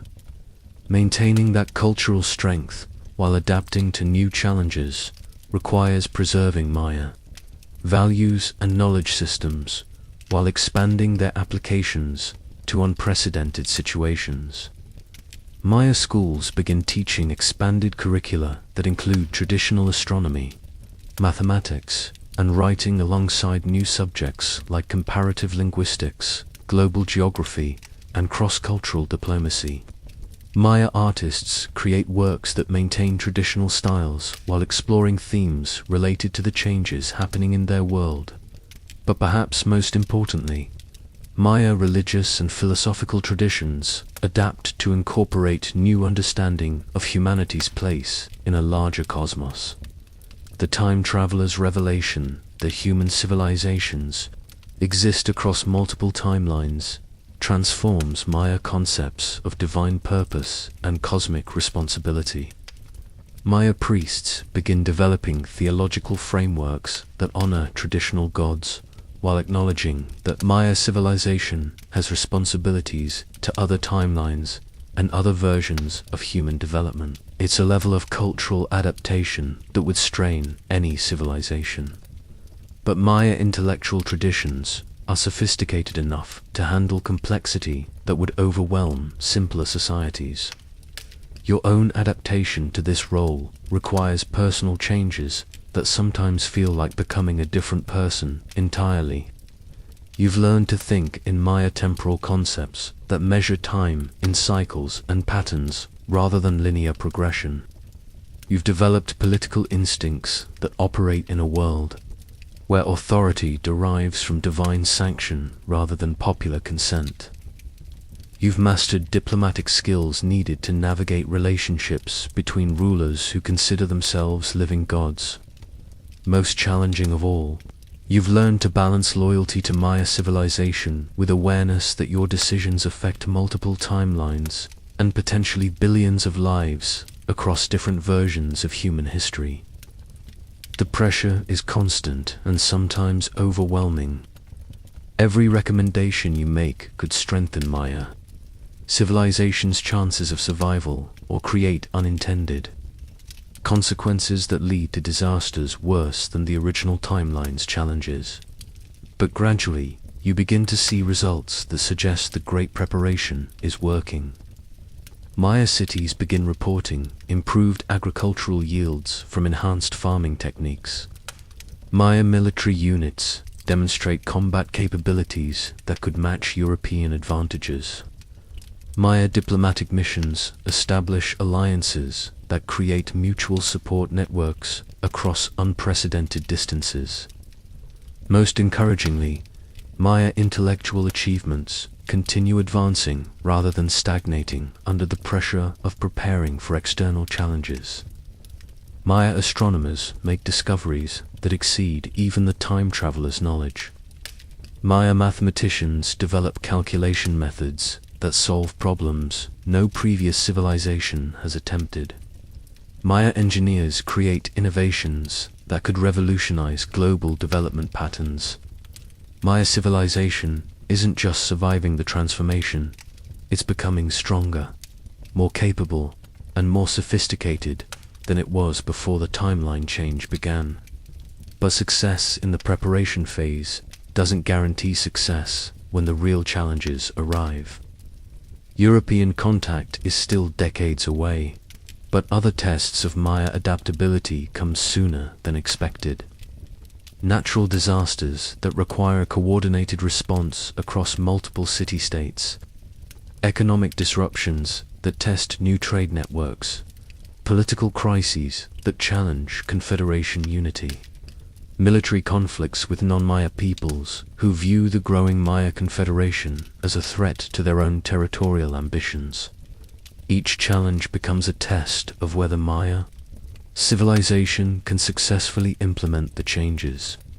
It's been preparing without losing the cultural and intellectual achievements that made it worth preserving, and each success brings Maya civilization closer to the ultimate test, maintaining its identity and independence when strangers from across the great waters arrive with technologies, diseases, and ambitions that destroyed indigenous civilizations across 2 continents in your original timeline. The great preparation is working. But preparation is only valuable if it leads to successful performance when the stakes are highest. The test comes not from across the great waters, but from across the mountains, and it comes 2 years before anyone expected external challenges to begin. You're in the observatory reviewing agricultural forecasts with Itzel when runners arrive from the Confederation's border territories carrying news that makes your blood turn to ice water. A massive army is approaching from the north. Not Maya, not from any civilization the Confederation has dealt with before.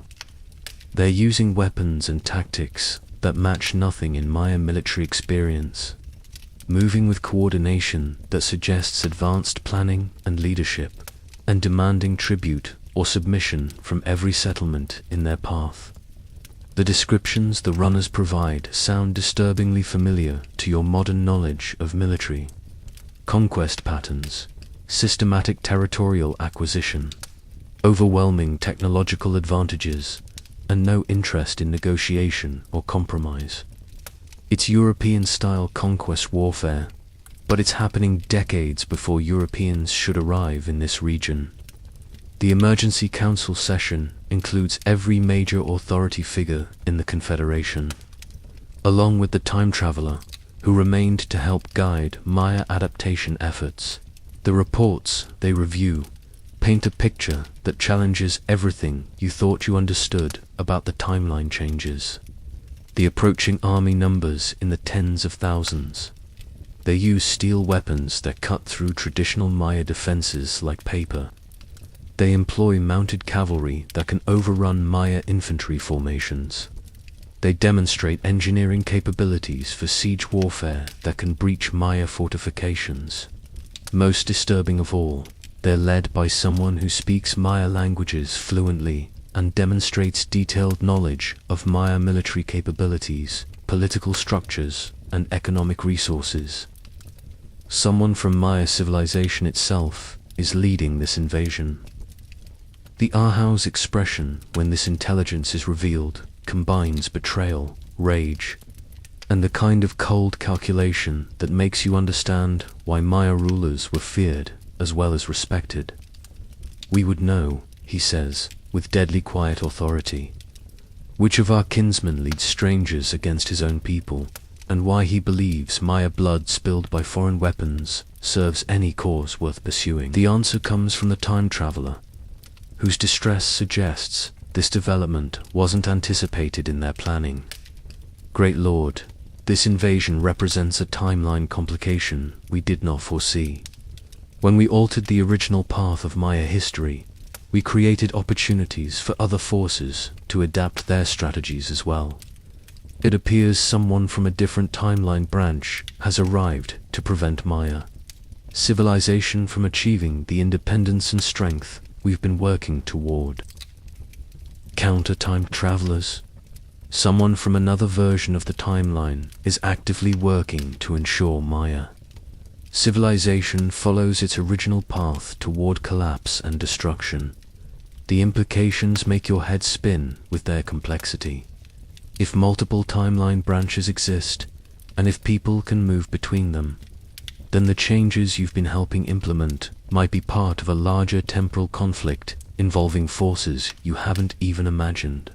The leader of this invasion, the time traveler continues, is likely someone from a timeline where Maya civilization did collapse, who believes that preventing our success here will protect their own timeline from being altered by our changes. Time War. You're witnessing the opening moves of a conflict between different versions of human history, with Maya civilization as the battleground for determining which timeline becomes the dominant reality. The military preparations you've spent months implementing are about to face their first real test against opponents who understand Maya capabilities and have specifically designed countermeasures to neutralize them. The Confederation's response requires splitting forces and attention between immediate military defense and longer-term preparation for the European challenges that are still coming. Resources planned for one set of challenges must be rapidly adapted to meet completely different threats. But there's an opportunity hidden within the crisis. Successfully defending against this invasion would prove that Maya military innovations can actually work against technologically advanced opponents. It would provide combat experience that could be invaluable when European contact finally occurs. The question is whether Maya civilization can survive long enough to benefit from that experience. The War Council's strategic discussion reveals just how much Maya military thinking has evolved during the preparation period. Instead of traditional Maya warfare patterns that focused on capturing prisoners for sacrifice, Confederation military leaders propose campaigns designed to achieve total victory through superior strategy, technology, and coordination, instead of individual city-states fighting independently. The Confederation can field unified armies that combine the strengths of multiple territories. Most importantly, Maya commanders understand that this conflict isn't just about territorial control. It's about whether Maya civilization will be allowed to continue existing as an independent force in global development. The battle plans that emerge combine traditional Maya military expertise with innovations inspired by knowledge from other timelines. Jungle warfare tactics that turn Maya territorial knowledge into overwhelming advantages. Fortification designs that channel attacking forces into kill zones designed by engineers who understand advanced siege methods. Coordination between military units and civilian populations that creates intelligence networks covering thousands of square miles. Your role in the preparation becomes translation and adaptation specialist. The time traveler has knowledge of advanced military technologies and strategies, but implementing them requires bridging the gap between future capabilities and current resources. You work with Maya engineers to create weapons that can match steel swords and armor, without requiring industrial infrastructure. You help Maya tacticians understand cavalry warfare and develop countermeasures that use terrain and coordination to neutralize mounted advantages. You assist Maya intelligence specialists in establishing networks that can track enemy movements across vast distances. But the most crucial preparation is psychological. Maya warriors have never faced enemies who fight wars of extermination rather than capture and tribute. The invading army operates with ruthlessness that has no precedent in Maya military experience. They kill everyone who resists and enslave everyone who surrenders. Preparing Maya fighters for this kind of warfare requires fundamental changes in how they understand combat, victory, and what they're fighting to protect. The psychological preparation becomes a crash course in total war concepts that challenge everything. Maya culture teaches about conflict resolution and social relationships.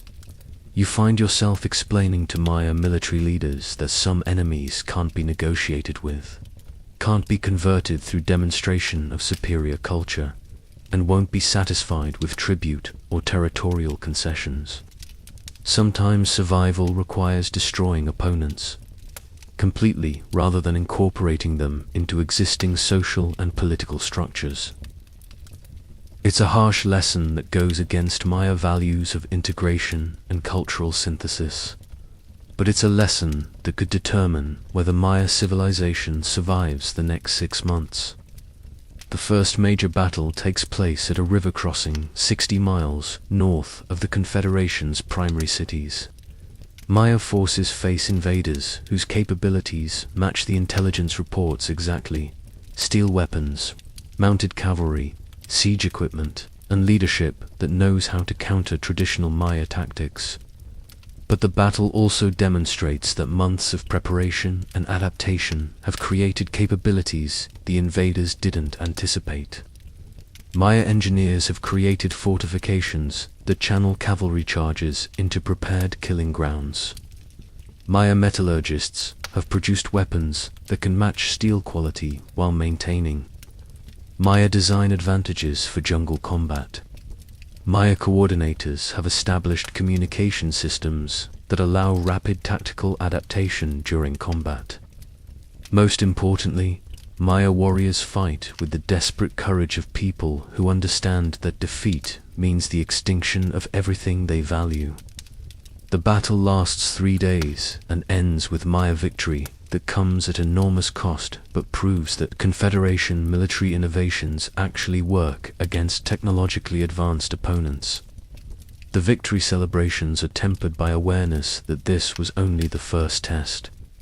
The invasion force was large, but intelligence suggests even larger armies are being assembled for follow-up attacks designed to overwhelm Maya resistance through sheer numerical superiority. Maya civilization has won the first battle of a war that could determine the fate of multiple timelines, but the conflict is far from over, and success in conventional warfare might be meaningless if the real enemy isn't the invading army but the timeline manipulation that sent it. You're beginning to realize that defending Maya civilization might require understanding and countering temporal technologies that operate on levels that transcend anything you've encountered before. The war for Maya independence has become a war for the right to determine which version of human history becomes reality. The second invasion comes not with armies, but with something much more dangerous: temporal sabotage that attacks the very foundations of Maya civilization's enhanced timeline. You first notice the changes as subtle inconsistencies in historical records. Codices that yesterday contained detailed accounts of Confederation victories suddenly describe defeats and disasters. Astronomical observations that previously confirmed your predictions begin showing different star patterns that suggest your calculations were completely wrong. But the most disturbing changes affect people's memories. Maya officials who spent months planning Confederation strategies suddenly remember different plans that would have weakened Maya unity and left individual city-states vulnerable to divide-and-conquer tactics. Warriors who fought bravely in the river-crossing battle begin remembering panic and retreat instead of coordination and victory. Someone is rewriting Maya history in real time, creating alterations that undermine the timeline changes you've been working to establish. The time traveler who remained to help guide Maya adaptation calls an emergency meeting that includes only the small group of people who seem resistant to the memory alterations. You, the Ahau, Ix, Chell, and a few others whose strong connection to the original timeline apparently provides some protection against temporal manipulation. The enemy we face, the time traveler explains with obvious frustration, isn't just the invading armies. Those were conventional forces designed to test Maya military capabilities and identify weaknesses that could be exploited through temporal manipulation. They gesture toward documents that show the historical alterations in progress. Someone with advanced temporal technology is systematically undoing the changes we've made to Maya timeline development. They're rewriting history to eliminate the preparation we've accomplished, the innovations we've developed, and the unity we've established. The implications are staggering. If the enemy can simply erase Maya achievements by altering the timeline that created them, then conventional resistance becomes meaningless. You could win every battle and still lose the war if the victories themselves are removed from history. How do we fight an enemy who can change the past? You ask, voicing the question that's paralyzing everyone in the room. By changing it back, the time traveler responds. And by protecting the changes we make with temporal anchors that resist alteration. Temporal anchors. The concept sounds like science fiction, but the time traveler's explanation reveals technologies and techniques that operate on principles beyond anything in your modern understanding. Certain actions, certain decisions, certain knowledge create resonances across multiple timeline branches simultaneously. These resonances become fixed points that resist alteration because changing them would require rewriting every timeline branch where they occur. They point to specific examples in Maya recent history. The moment when Great Lord chose to accept gifts from future kinsmen created resonance across thousands of potential timelines. The decision to form the Confederation created anchoring effects that exist in multiple reality branches. The knowledge gained from future visitors created information structures that transcend single timeline manipulation.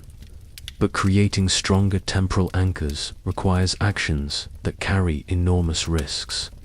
To anchor the enhanced Maya timeline firmly enough to resist sabotage, Maya civilization must take steps that create irreversible consequences across multiple reality branches simultaneously.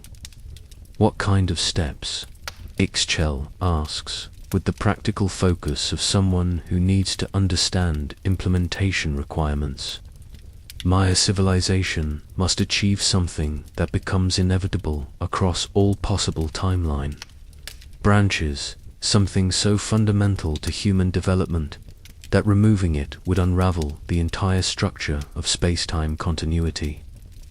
The time traveler's expression becomes intense with the weight of what they're suggesting.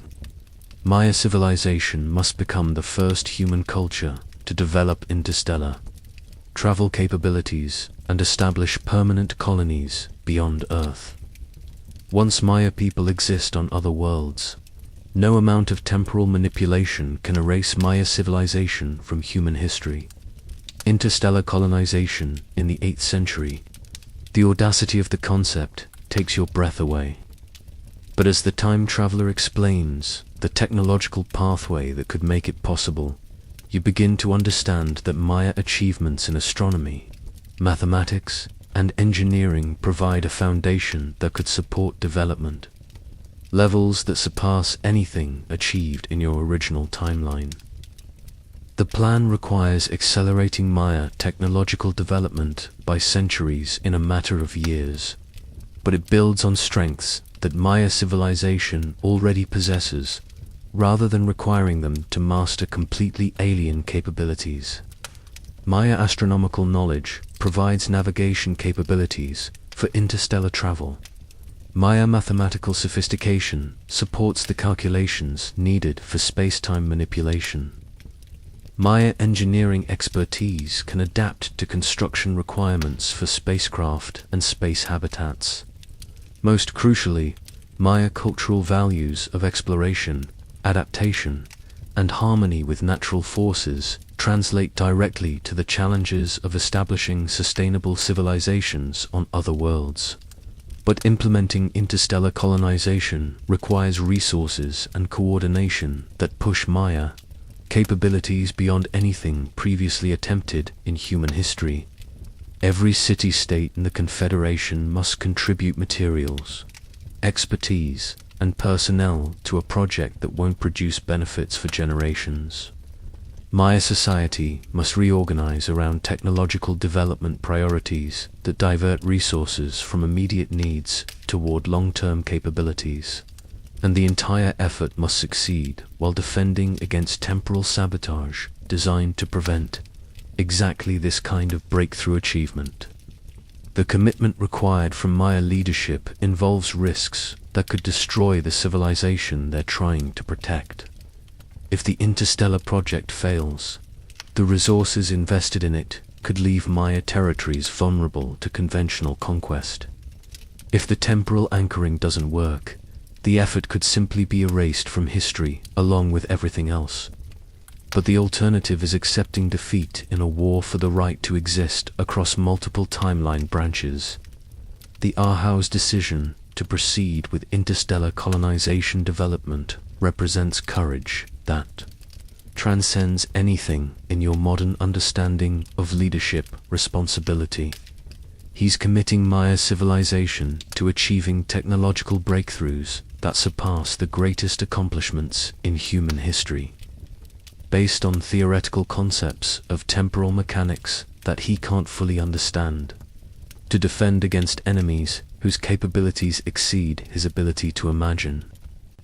The project that emerges from this commitment transforms Maya civilization in ways that make the previous preparation period look like minor adjustments. Every aspect of Maya life becomes focused on developing capabilities needed for interstellar travel and colonization. Schools teach advanced mathematics and engineering alongside traditional subjects. Craftsmen learn metallurgy and manufacturing, techniques that produce materials with properties that shouldn't be possible with available technology. Farmers develop agricultural methods that could sustain populations on worlds with completely different environmental conditions. Your role evolves into something like Chief Integration Officer for impossible technologies. You work with Maya engineers to adapt future knowledge into practical applications that current resources can support. You help Maya educators develop teaching methods that can transfer advanced concepts to minds trained in traditional Maya thinking patterns. Most challengingly, you help Maya leaders maintain social cohesion and cultural identity while implementing changes that push their civilization toward capabilities that transcend human limitations. The temporal sabotage continues throughout the development process, creating obstacles that test Maya determination and adaptability at every stage. Historical records spontaneously change to eliminate evidence of progress. Key personnel suddenly remember different priorities that would disrupt project coordination. Even physical materials sometimes alter their properties in ways that suggest reality itself is being manipulated. But Maya civilization adapts to temporal warfare with the same sophistication they bring to every other challenge. Maya scholars develop techniques for detecting and documenting timeline alterations. Maya leaders create redundant decision-making processes that resist memory manipulation. Maya engineers design technologies that maintain their capabilities even when the history that created them is altered. Most importantly, Maya culture evolves to incorporate awareness of temporal conflict as a fundamental aspect of their cosmic responsibilities. Maya civilization is no longer just defending its right to exist in one timeline. It's fighting for the principle that human cultures should have the freedom to develop along paths they choose, rather than being forced into patterns imposed by temporal manipulation. The stakes couldn't be higher, and success requires achievements that push Maya capabilities beyond anything previously accomplished in human history. But 6 months into the interstellar development project, Maya engineers achieve the breakthrough that changes everything. Successful demonstration of spacecraft propulsion that could reach other star systems within practical timeframes. Maya civilization is about to become humanity's first interstellar culture, creating temporal anchors so strong that no amount of timeline manipulation could erase their achievements from human history. Assuming, of course, that the enemy doesn't destroy Maya civilization before the colonies can be established. The breakthrough comes at dawn on a day that will either mark the beginning of Maya interstellar civilization or witness its destruction in the final battle of a temporal war most people don't even know is being fought. Maya engineers successfully test a propulsion system that can accelerate spacecraft to significant fractions of light speed using principles that combine Maya astronomical knowledge with technological insights provided by the time travelers. The test vehicle, a probe the size of a jade ornament, reaches the edge of the solar system and returns with data that proves interstellar travel is not only possible but practical within Maya technological capabilities. But the same morning brings intelligence that the temporal sabotage campaign is escalating to direct assault on Maya civilization's physical existence. Runners arrive from Confederation border territories, reporting phenomena that shouldn't exist in any normal timeline. Entire forests aging decades overnight, rivers reversing their flow and changing their courses, mountains appearing where plains existed yesterday. Someone is using temporal manipulation to alter the physical environment around Maya territories, creating changes that could destroy Confederation infrastructure and make the region uninhabitable for human civilization. The enemy isn't just trying to erase Maya achievements from history anymore. They're trying to erase the physical basis for Maya civilization's existence. The time traveler's analysis of these environmental alterations reveals the scope of the threat Maya civilization now faces.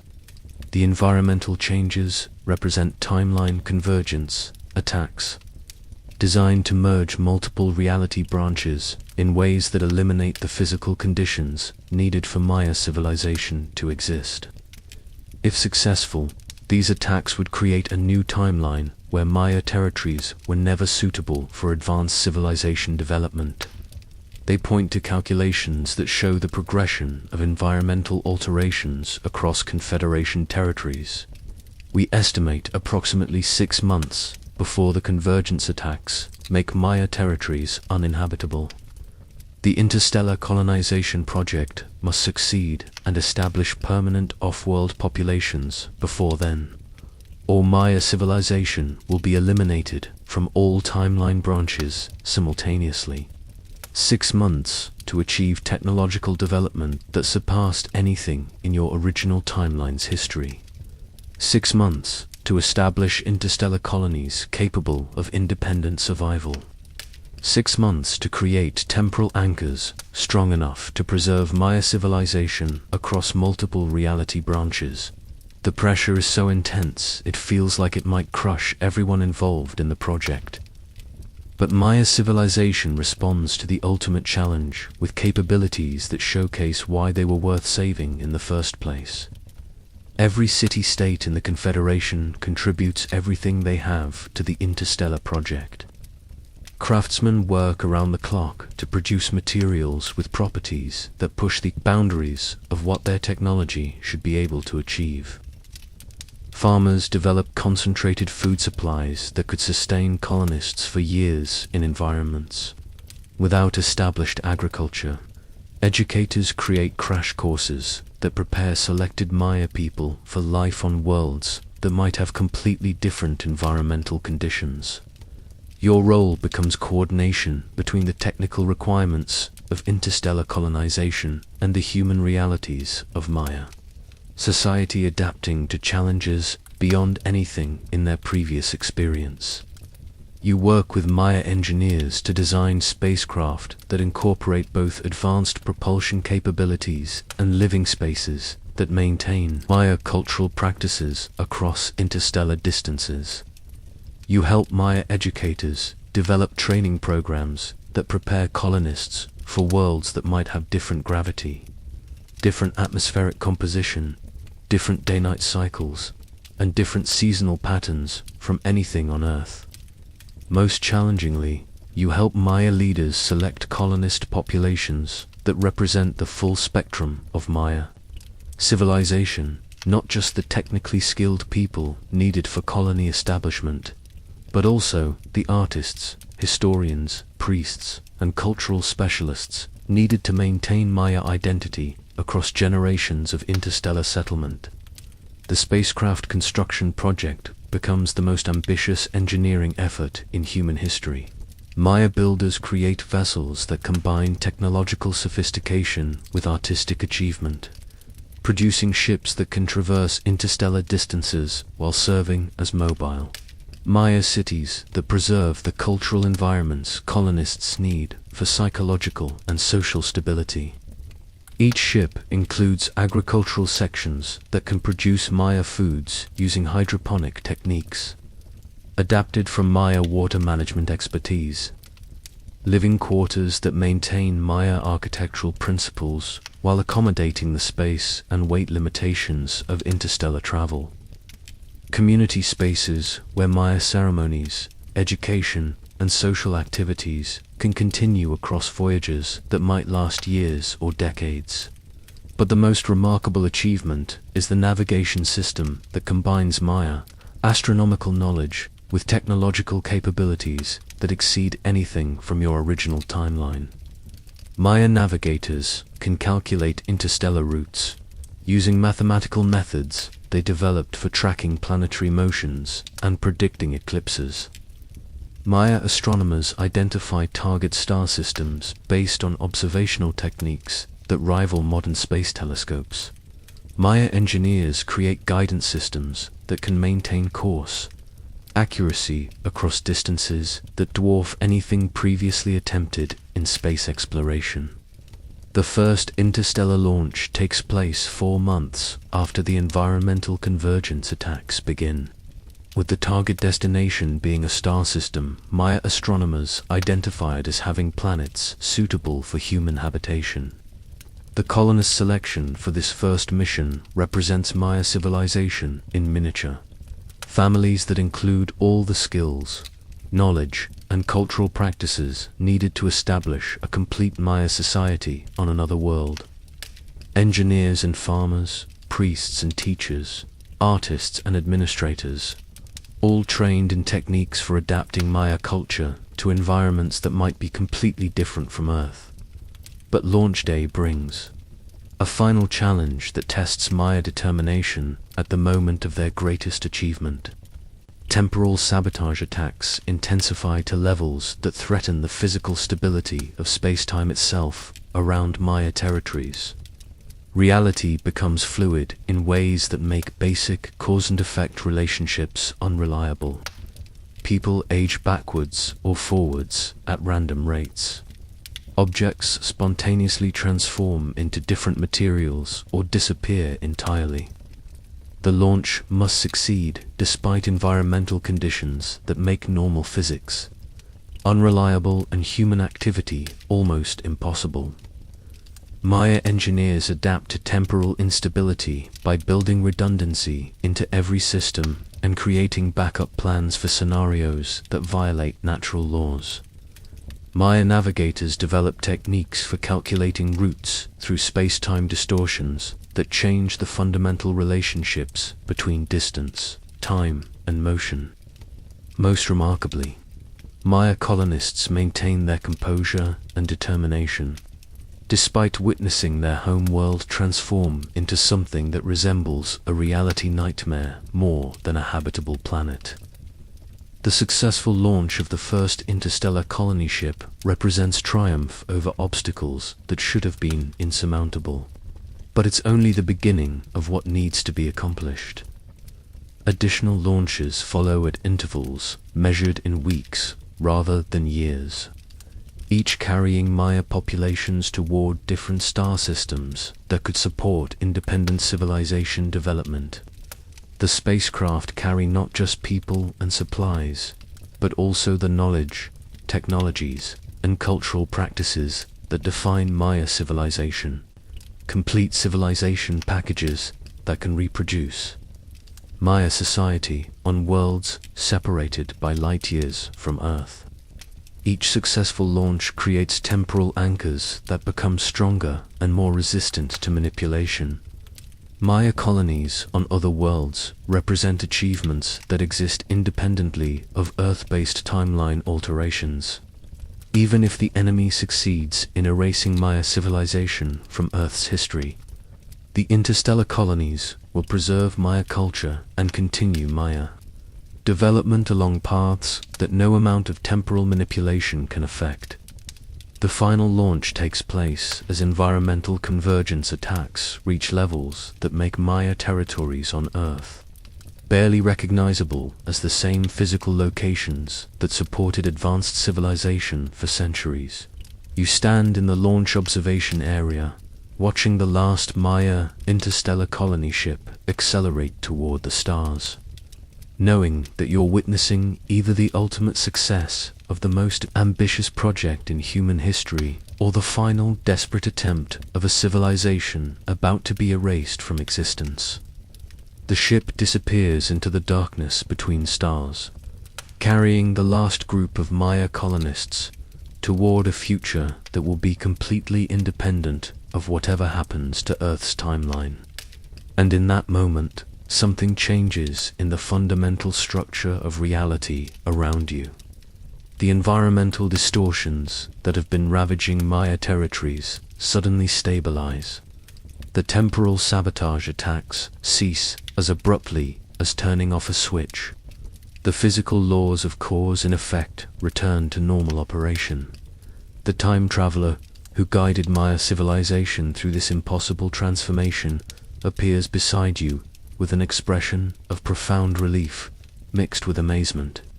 It worked, they say, with wonder that suggests they weren't completely certain the plan would succeed. Maya interstellar colonies have created temporal anchors strong enough to stabilize this entire timeline branch. The enemy can no longer alter or erase Maya achievements, because doing so would require rewriting the history of multiple star systems simultaneously. Maya civilization has won the temporal war by transcending the limitations that made temporal manipulation possible. By establishing independent existence on multiple worlds, Maya culture has become too distributed across space and time for any single timeline alteration to affect. But victory in the temporal war is only the beginning of Maya civilization's transformation into something that transcends anything previously achieved in human development. 5 years after the last interstellar launch, Maya civilization has become something that no previous human culture ever imagined possible. A truly interstellar empire that spans multiple star systems, while maintaining cultural coherence and continuing technological advancement. Your role has evolved into something that doesn't exist in any other civilizations. History, Interstellar Cultural Coordinator, responsible for maintaining connections between Maya colonies, separated by light years of space and years of travel time. The challenges are unprecedented in human experience. How do you maintain cultural unity across populations that might not be able to communicate with each other for years at a time?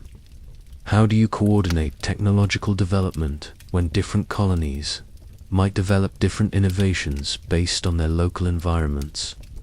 How do you preserve Maya identity when colonists adapt to worlds that might have completely different physical conditions from Earth?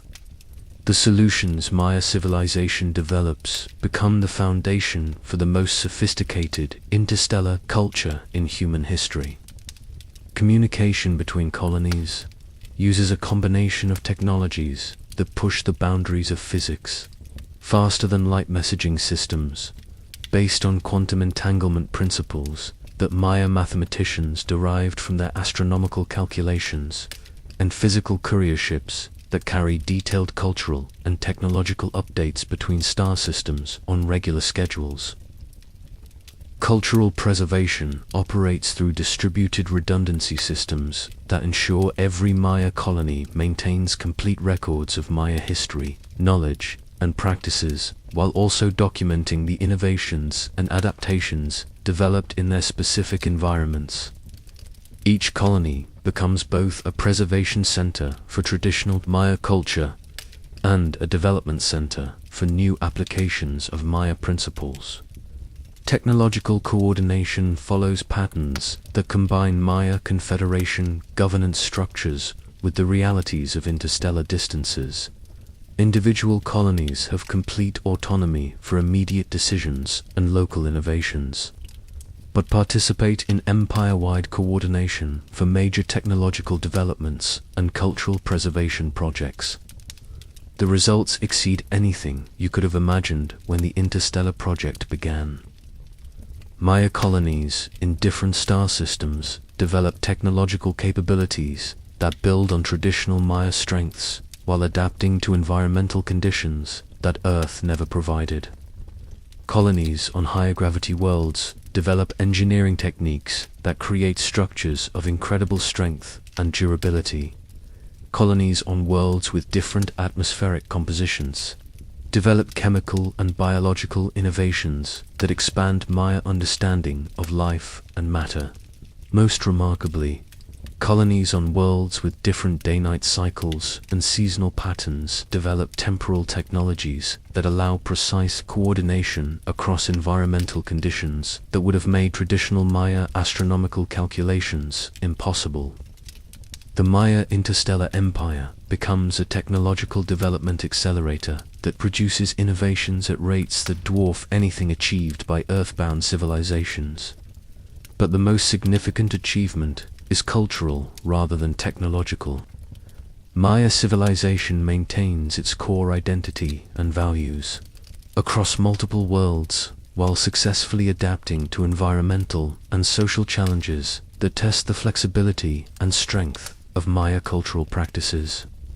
Maya colonies preserve traditional ceremonies, art forms, educational methods, and social structures while developing new applications that address the unique requirements of interstellar civilization. Maya religious and philosophical traditions evolve to incorporate understanding of humanity's place in a universe that contains multiple worlds suitable for human habitation. Maya artistic traditions expand to create works that reflect experiences of different worlds, while maintaining the aesthetic principles and cultural meanings that define Maya artistic achievement.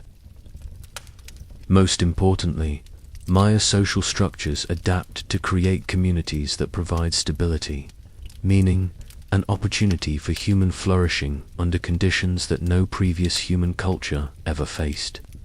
The Maya interstellar empire becomes proof that human civilization can transcend the limitations of single-world development, while preserving the cultural achievements that make human existence meaningful and fulfilling.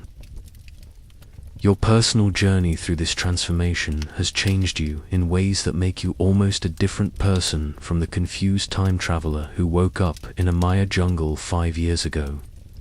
You've learned to think in temporal scales that measure significance across generations and centuries rather than immediate results. You've developed an understanding of cultural dynamics that operate across multiple worlds and environmental conditions. You've mastered coordination skills that bridge traditional Maya governance with the requirements of interstellar empire management.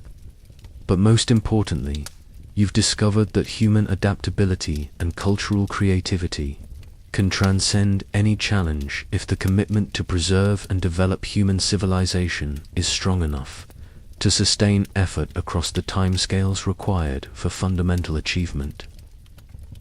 The Maya interstellar empire represents the ultimate vindication of the choice to help Maya civilization avoid the collapse that destroyed it in your original timeline. Instead of becoming a historical curiosity studied by archaeologists, Maya culture has become the foundation for humanity's expansion into the galaxy.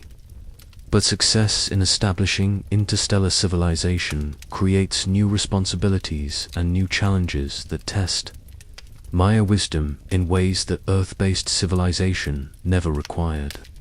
Reports from Maya colonies begin describing phenomena that suggest other intelligent species exist in the galaxy. Species with their own civilizations, technologies, and possibly their own ambitions for galactic expansion.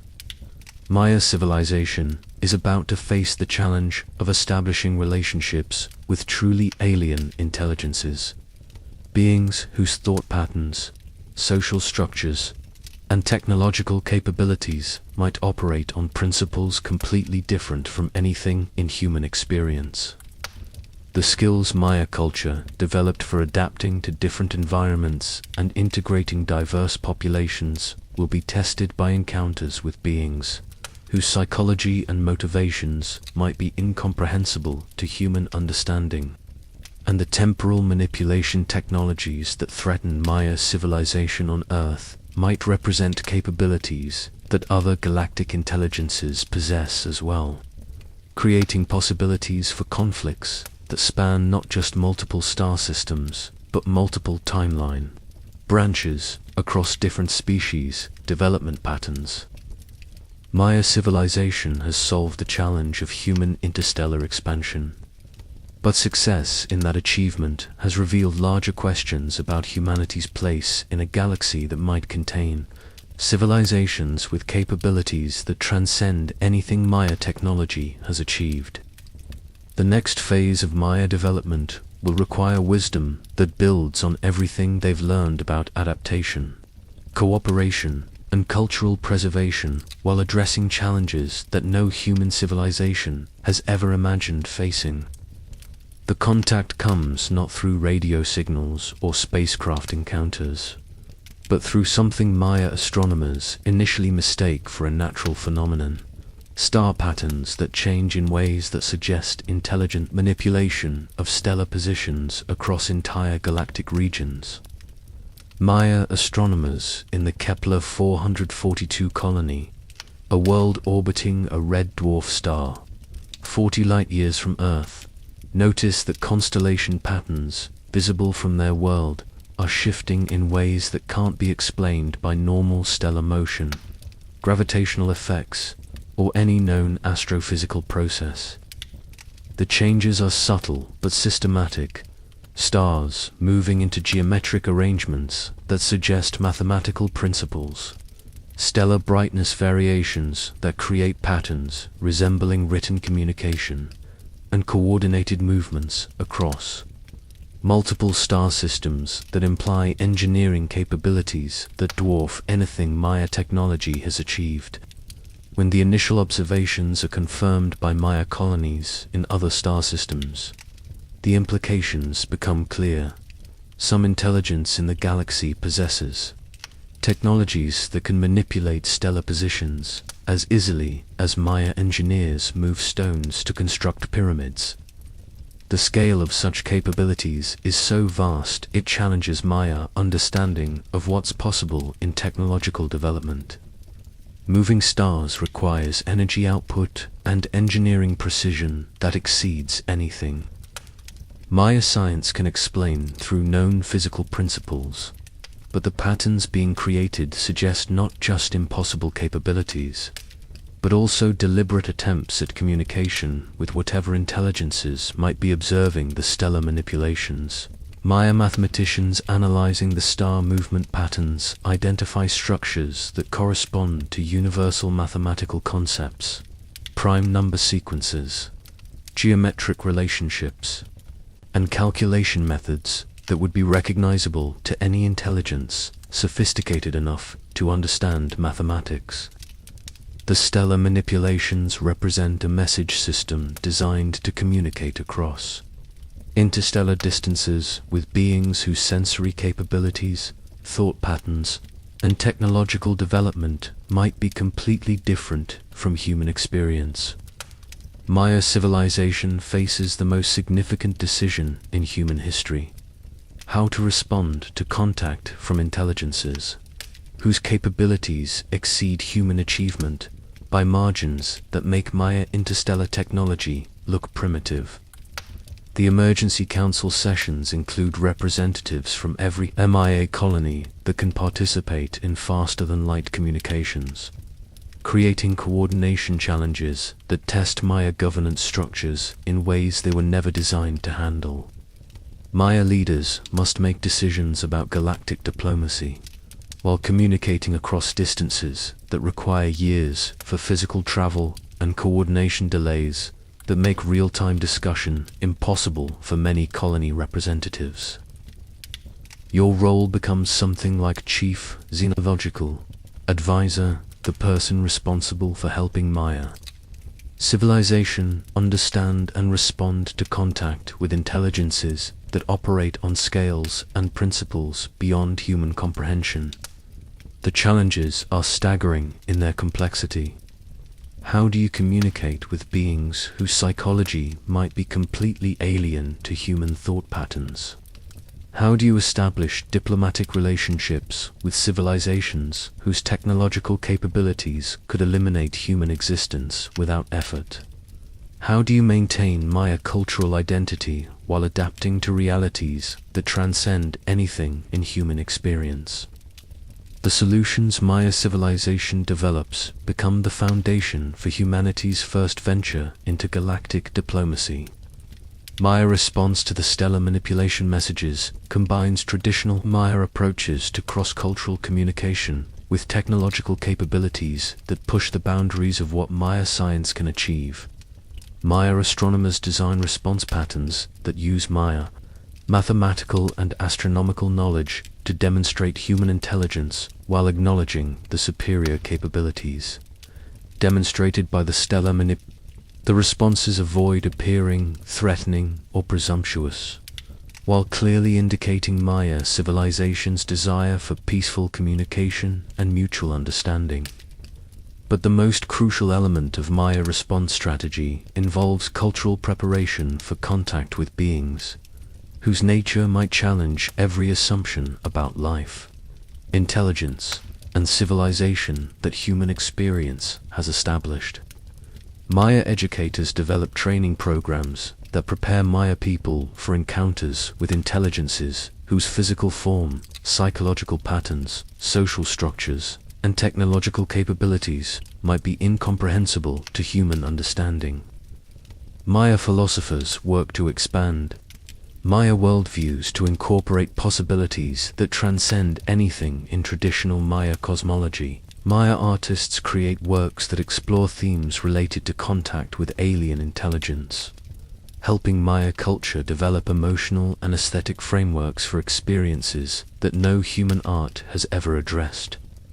Most importantly, Maya religious and spiritual traditions evolved to address questions about humanity's place in a universe that contains intelligences whose capabilities approach what Maya culture might consider divine. The response efforts require coordination across Maya colonies that tests interstellar empire governance in ways that reveal both strengths and limitations in Maya institutional development.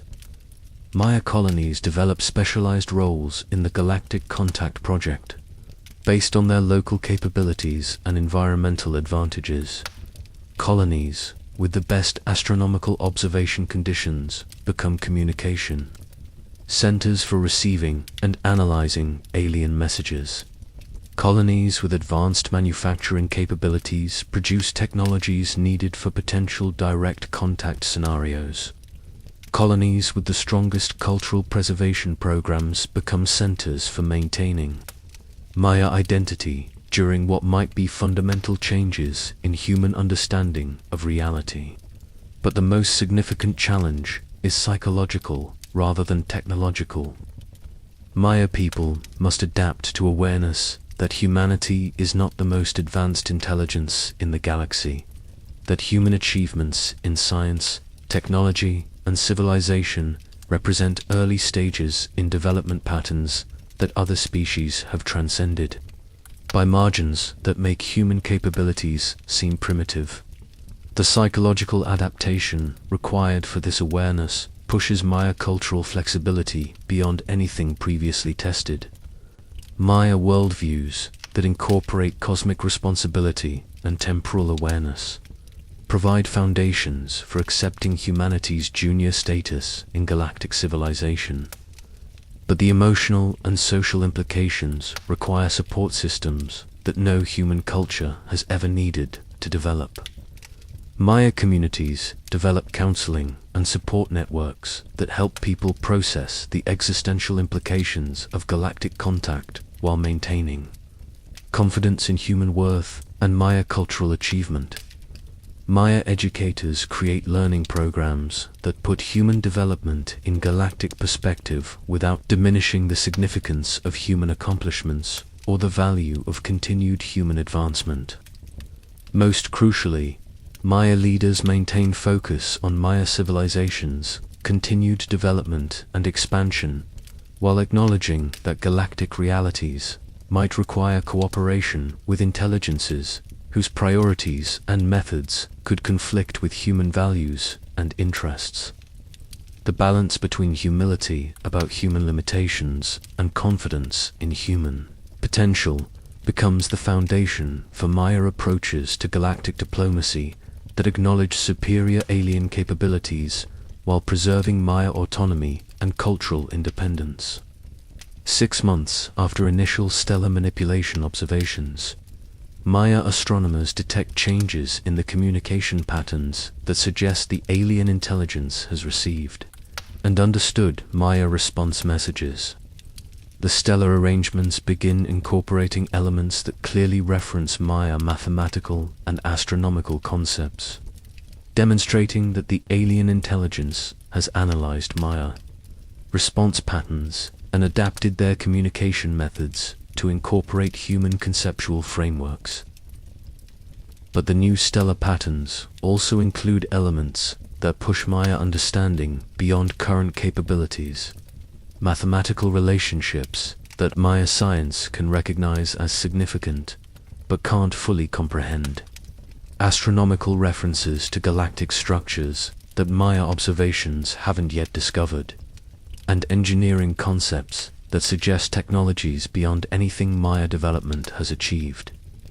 The alien intelligence is offering to expand human knowledge, while demonstrating capabilities that could transform human civilization in ways that might transcend anything recognizable as human culture. Maya civilization faces the choice between accepting knowledge that could accelerate human development by millions of years but might fundamentally alter human nature, or maintaining current development patterns that preserve human identity but might leave humanity permanently inferior to galactic civilizations. The decision Maya leaders make will determine not just the future of Maya civilization, but potentially the future of human existence in a galaxy that contains intelligences whose capabilities approach omnipotence. And that decision must be made while communicating across interstellar distances that make coordinated discussion almost impossible, and dealing with time pressures created by alien communication patterns that operate on scales completely different from human experience. The next phase of Maya development will test human wisdom, adaptability, and cultural strength in ways that no previous civilization has ever faced. The decision that will determine humanity's future in the galaxy comes down to a choice between transformation and preservation, made by Maya leaders who understand that either option carries consequences that will echo across thousands of years of human development. The alien intelligence, which Maya scientists have designated as the stellar architects based on their demonstrated ability to manipulate star systems, presents humanity with an offer that transcends anything in human historical experience. Through stellar manipulation patterns that Maya mathematicians have learned to decode, the stellar architects offer to share knowledge and technologies that could advance human civilization by millions of years in mere decades. The knowledge includes understanding of physics principles that would allow manipulation of matter and energy at fundamental levels, making resource scarcity and environmental limitations obsolete for human civilization. Technologies for consciousness enhancement that could expand human mental capabilities beyond current biological limitations, potentially allowing humans to process information and solve problems at rates that rival artificial intelligence systems. Engineering methods for constructing artificial worlds and modifying planetary environments that could make any location in the galaxy suitable for human habitation, eliminating the constraints that limit human expansion to naturally habitable worlds. Most significantly, temporal manipulation capabilities that would allow humans to exist simultaneously across multiple timeline branches, making human civilization effectively immortal by distributing human existence across dimensional frameworks that transcend normal cause and effect limitations. The offer represents everything humanity could possibly desire: unlimited resources, expanded capabilities, freedom from physical limitations, and effective immortality through temporal distribution. But the stellar architects also make clear that accepting their knowledge would require fundamental changes in human nature and civilization that would alter humanity beyond anything recognizable as the species and culture that originally developed on Earth. Enhanced humans would think and perceive reality in ways that normal humans couldn't comprehend. Human societies would operate on scales and principles that current human communities couldn't sustain. Human values and motivations would evolve toward patterns that serve galactic civilization rather than human cultural preferences. Humanity would become something greater than human, but would cease to be human in any meaningful sense of the term. Maya civilization's response to this ultimate choice requires coordination across interstellar distances and consultation with Maya colonies whose environmental and cultural development might affect their perspectives on fundamental questions about human nature and destiny. The debate that emerges reveals the depth of wisdom and cultural sophistication that Maya civilization has achieved through its centuries of adaptation, expansion, and successful navigation of challenges that transcended normal human experience. Maya leaders who favor accepting the stellar architect's offer argue that refusing would leave humanity permanently limited to junior status in galactic civilization, dependent on the tolerance and benevolence of intelligences, whose capabilities could eliminate human existence without effort. They point to human history's pattern of technological and social advancement, suggesting that accepting enhanced capabilities represents natural progression rather than fundamental alteration of human nature.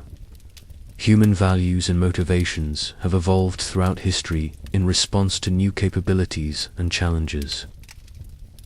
Maya leaders who favor rejecting the offer argue that human identity and culture represent achievements worth preserving even if they limit human capabilities relative to galactic intelligences. They suggest that human wisdom, creativity, and social development might offer contributions to galactic civilization that enhanced capabilities couldn't provide. They emphasize Maya civilization's success in maintaining cultural identity while adapting to unprecedented challenges, suggesting that humanity might find ways to develop galactic significance while remaining recognizably human. But the most profound arguments come from Maya philosophers and spiritual leaders who'd frame the choice in terms of cosmic responsibility and temporal significance. Some argue that accepting enhancement represents humanity's obligation to transcend biological limitations and contribute to galactic civilization at levels that match human potential. They suggest that refusing the offer would be selfish. Preservation of familiar patterns at the expense of cosmic development that could benefit all intelligent life. Others argue that preserving human nature represents humanity's unique contribution to galactic diversity and evolutionary development. They suggest that galactic civilization needs the perspectives and capabilities that emerge from unenhanced human experience, and that accepting enhancement would eliminate rather than contribute to galactic advancement.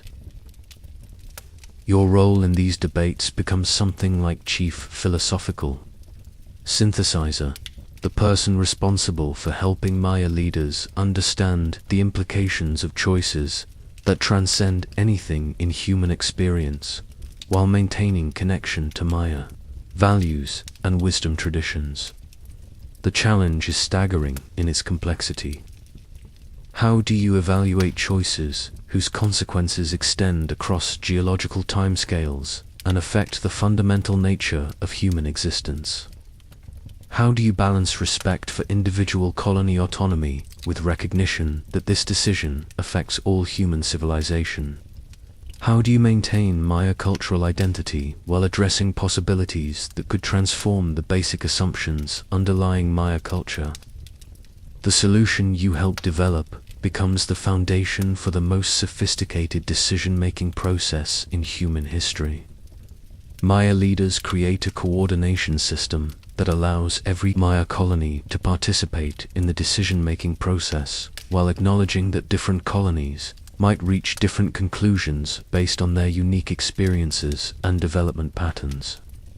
The process includes extensive consultation with Maya cultural and spiritual traditions, analysis of the decisions, implications for Maya values and long-term objectives, and careful consideration of how different choices would affect Maya civilization's ability to maintain its identity and independence in galactic contexts.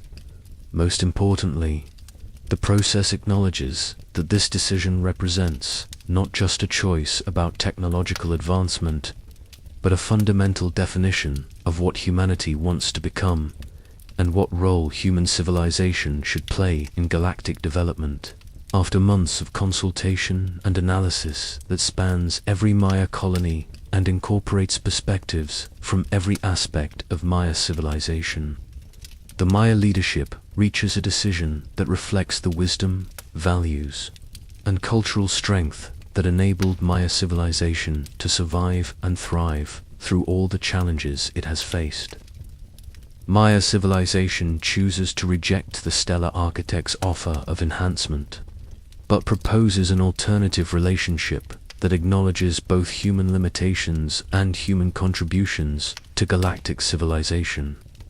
The Maya response suggests that humanity's value to galactic civilization might derive precisely from human limitations and the perspectives that emerge from unenhanced human experience. Enhanced beings might lose access to forms of creativity, intuition, and cultural development that emerge from the constraints and challenges of biological existence.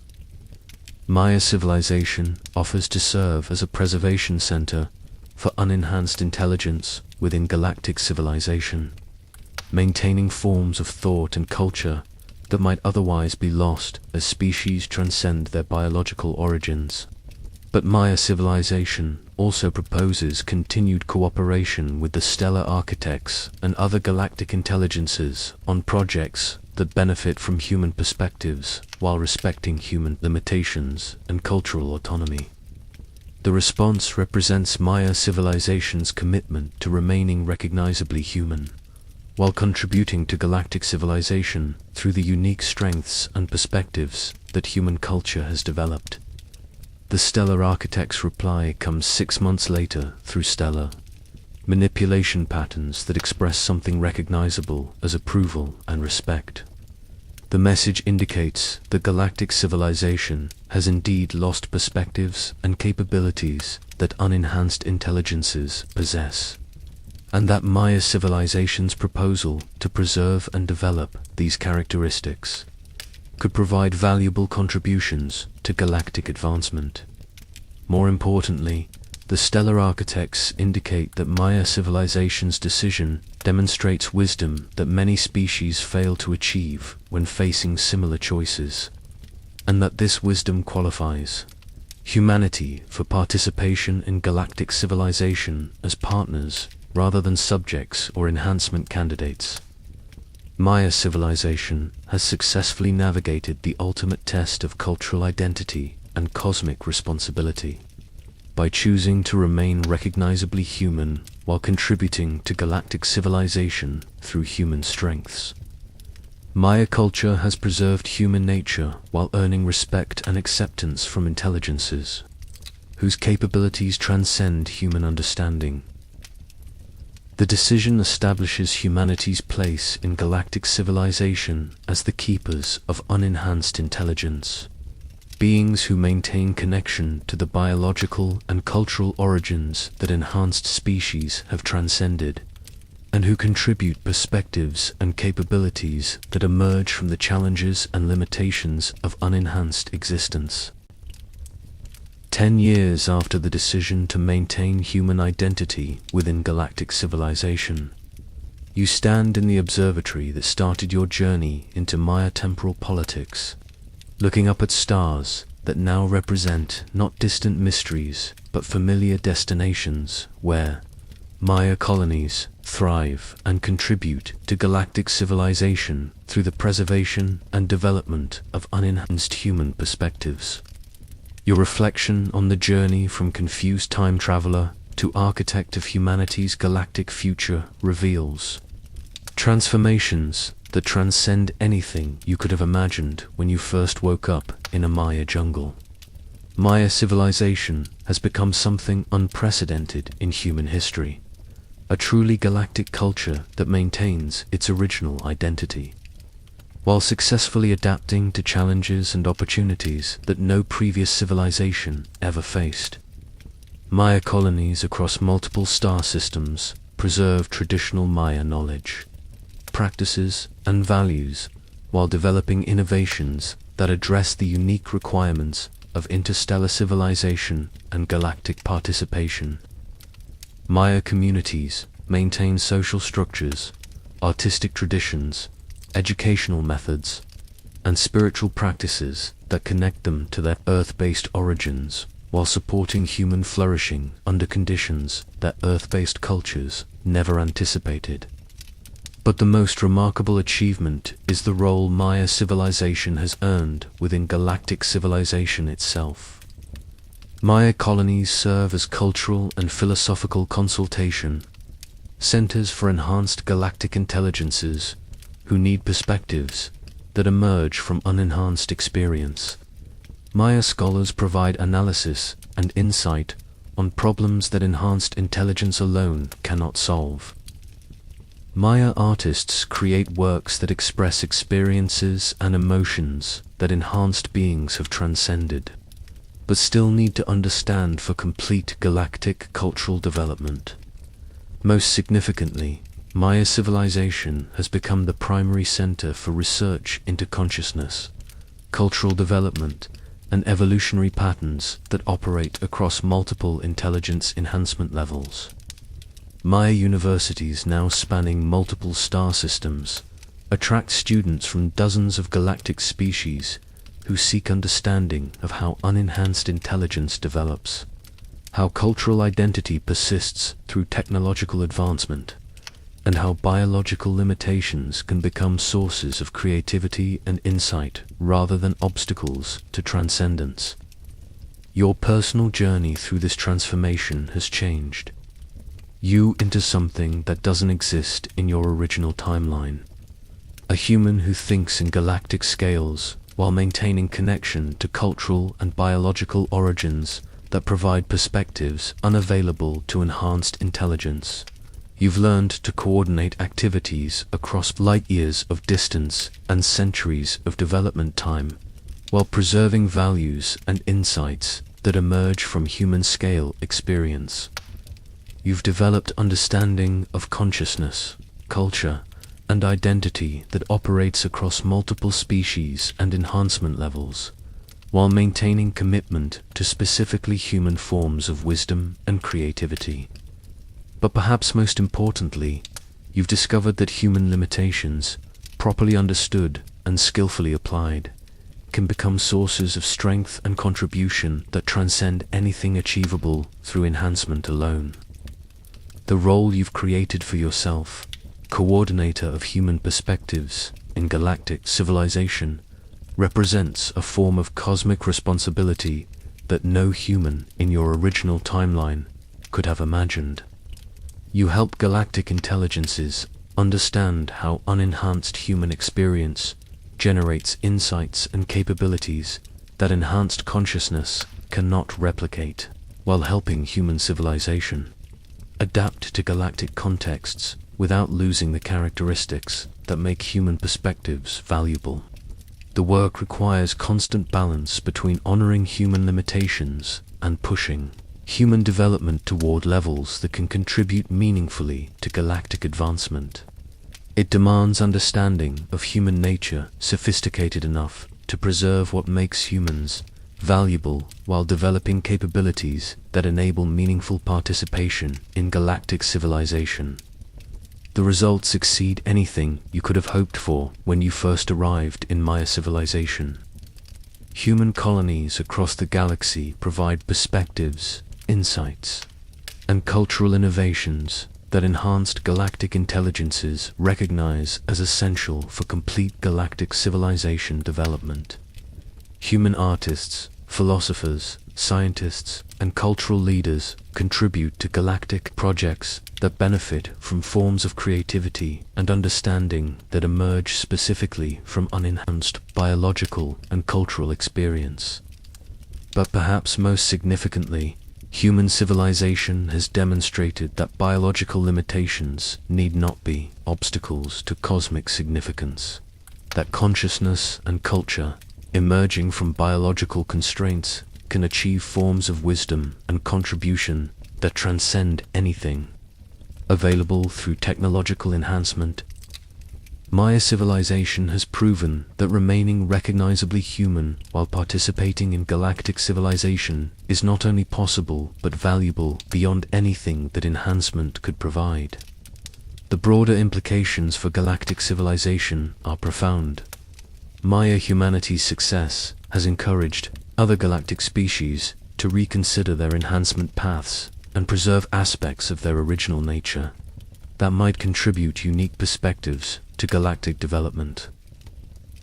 The principle that biological limitations can be sources of strength rather than obstacles to transcendence is reshaping galactic approaches to consciousness development and cultural evolution.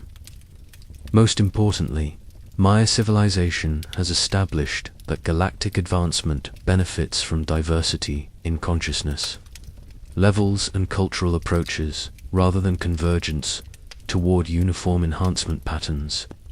The galaxy is becoming a richer, more diverse, more creative place because Maya civilization chose to remain human while contributing human perspectives to cosmic development. But your reflection on this achievement also reveals the price that was paid for these successes. The original timeline you came from, the one where Maya civilization collapsed and European contact devastated indigenous American populations, still exists as an alternative branch of reality. Billions of people lived, loved, struggled, and achieved things in that timeline that may never be replicated in this enhanced version of human history. The temporal war that saved Maya civilization also eliminated possibilities for other forms of human development that might have emerged from the original timeline's challenges and opportunities. Your success in helping Maya civilization transcend its original limitations required changes that foreclosed other potential paths for human advancement. The galaxy gained Maya interstellar civilization, but lost whatever forms of human development might have emerged from the struggles and achievements that characterized the original timeline. The recognition that success in one timeline inevitably involves loss in others adds philosophical complexity to your sense of achievement. You helped create a future that preserves and develops human potential in ways that surpass anything in your original experience. But the cost includes forms of human experience and development that will never be explored in this version of reality. The weight of that responsibility, choosing which possibilities become reality and which remain unexplored. Alternatives represents a form of cosmic decision-making that transcends anything in normal human experience. But as you stand in the observatory, looking up at stars that represent Maya, colonies and galactic partnerships that preserve the best of human potential, while contributing to cosmic advancement beyond anything previously imagined, you realize that the choice was worth making. Maya civilization has become proof that human consciousness, creativity, and culture can contribute to galactic advancement in ways that enhance, rather than diminish, both human identity and cosmic development. Humanity has found its place in the galaxy not by transcending human limitations, but by understanding how human limitations can become sources of insight, creativity, and contribution that no other form of consciousness can provide. The Maya interstellar empire represents humanity at its best, adaptive enough to thrive under conditions that no previous civilization faced, creative enough to develop solutions that transcend existing limitations, wise enough to preserve what makes humans valuable while growing into capabilities that enable cosmic contribution. And you played a role in making it possible. The journey from confused time traveler to architect of humanity's galactic future represents personal transformation that parallels the civilization you helped preserve and develop. Both you and Maya civilization succeeded by remaining true to essential characteristics, while adapting to challenges that transcended anything in previous experience. The legacy you helped create will influence galactic civilization for millions of years, ensuring that human perspectives and human wisdom continue contributing to cosmic development long after the particular individuals who achieved this success are forgotten. But perhaps most importantly, you've demonstrated that individuals can make choices that alter the course of entire civilizations, that personal decisions made with wisdom, courage, and commitment to human flourishing can create consequences that transform the trajectory of human development across cosmic scales. The Maya interstellar empire exists because you chose to help preserve and develop human potential rather than accepting the limitations that led to civilization's collapse in your original timeline. That choice, made in a Maya jungle by a confused time traveler who simply wanted to survive long enough to understand what was happening, became the foundation for humanity's success in achieving cosmic significance while remaining recognizably human. Hey guys, we've reached the end of our journey through what might be the most remarkable what-if scenario in human history, the story of how one confused time traveler helped Maya civilization become humanity's bridge to the stars, while remaining recognizably human in a galaxy full of enhanced intelligences. Let's take a moment to process what we've experienced together over the past few hours. We witnessed Maya civilization at its peak, experienced the challenges of adapting ancient wisdom to impossible circumstances, and followed the development of humanity's first interstellar empire, through conflicts that spanned multiple timelines, and ended with humanity earning a respected place in galactic civilization. But what makes this story particularly powerful isn't just the scope of the adventure. It's what it reveals about human potential when cultural wisdom meets unprecedented challenges. Maya civilization succeeded not by abandoning what made it Maya, but by understanding how Maya values, knowledge systems, and cultural practices could adapt to circumstances that transcended anything in their previous experience. They remained recognizably Maya, while becoming something that surpassed every limitation that originally constrained their development. The time traveler, our point-of-view character throughout this journey, succeeded by learning to think beyond the constraints of modern assumptions about ancient civilizations. By recognizing that Maya culture possessed sophisticated capabilities that could address challenges no modern training had prepared him for. Most importantly, both the civilization and the individual succeeded by maintaining commitment to human flourishing and cultural preservation, while adapting to realities that pushed the boundaries of what human consciousness could comprehend. The Maya interstellar empire represents what becomes possible when human wisdom, creativity, and adaptability are supported by cultural values that prioritize long-term thinking, community cooperation, and respect for knowledge that transcends immediate practical applications. But this story also raises profound questions about the choices that determine which possibilities become reality and which remain unexplored alternatives. The timeline we followed required sacrificing the version of history you and I actually experienced. The modern world as we know it, with all its achievements, struggles, and unique forms of human development, exists only as an alternative branch that was bypassed when Maya civilization chose enhancement over collapse. Every choice that creates better outcomes also forecloses other possibilities that might have led to different but equally valuable forms of human achievement. The recognition that improving one timeline inevitably affects others adds philosophical complexity to questions about how we should approach opportunities to influence historical development, whether through time travel, cultural preservation, or contemporary choices that will shape future possibilities. If you could choose between the timeline we experienced in this story, where Maya civilization becomes humanity's path to the stars, and the timeline you actually live in, with all its familiar struggles and achievements, which would you choose? Would you sacrifice the modern world you know for a future where humanity achieves cosmic significance through preservation and development of indigenous wisdom traditions that were lost in our timeline? The answer isn't obvious, because both possibilities represent genuine forms of human achievement that deserve respect and support.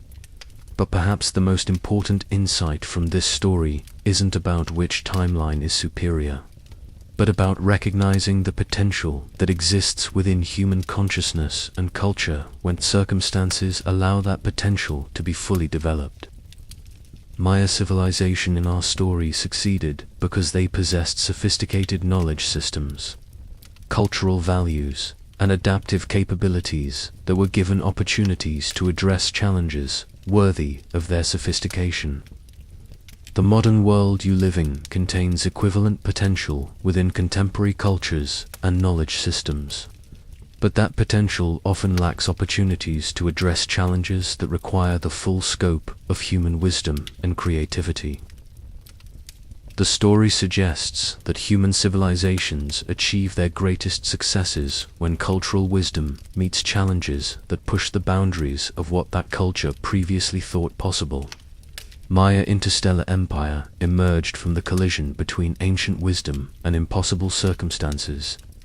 Modern human potential might emerge from similar collisions between contemporary knowledge and challenges that transcend current limitations.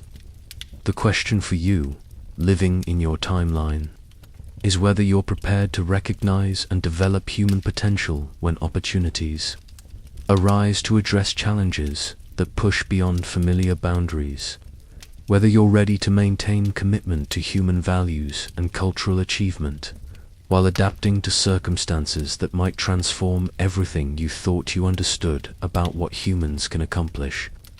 The Maya time traveler succeeded by learning to think in scales and patterns that exceeded anything in his modern education. You might face opportunities that require similar expansion beyond the assumptions and limitations that currently define what you think is possible. Are you prepared for those opportunities? Are you developing the cultural knowledge, adaptive thinking, and long-term perspective that could enable you to contribute to developments that transcend current human limitations? The Maya interstellar empire exists in our story because individuals made choices that prioritized human potential over familiar limitations. Your timeline contains equivalent opportunities for individuals whose choices could influence developments that determine humanity's future in ways you might not recognize until much later.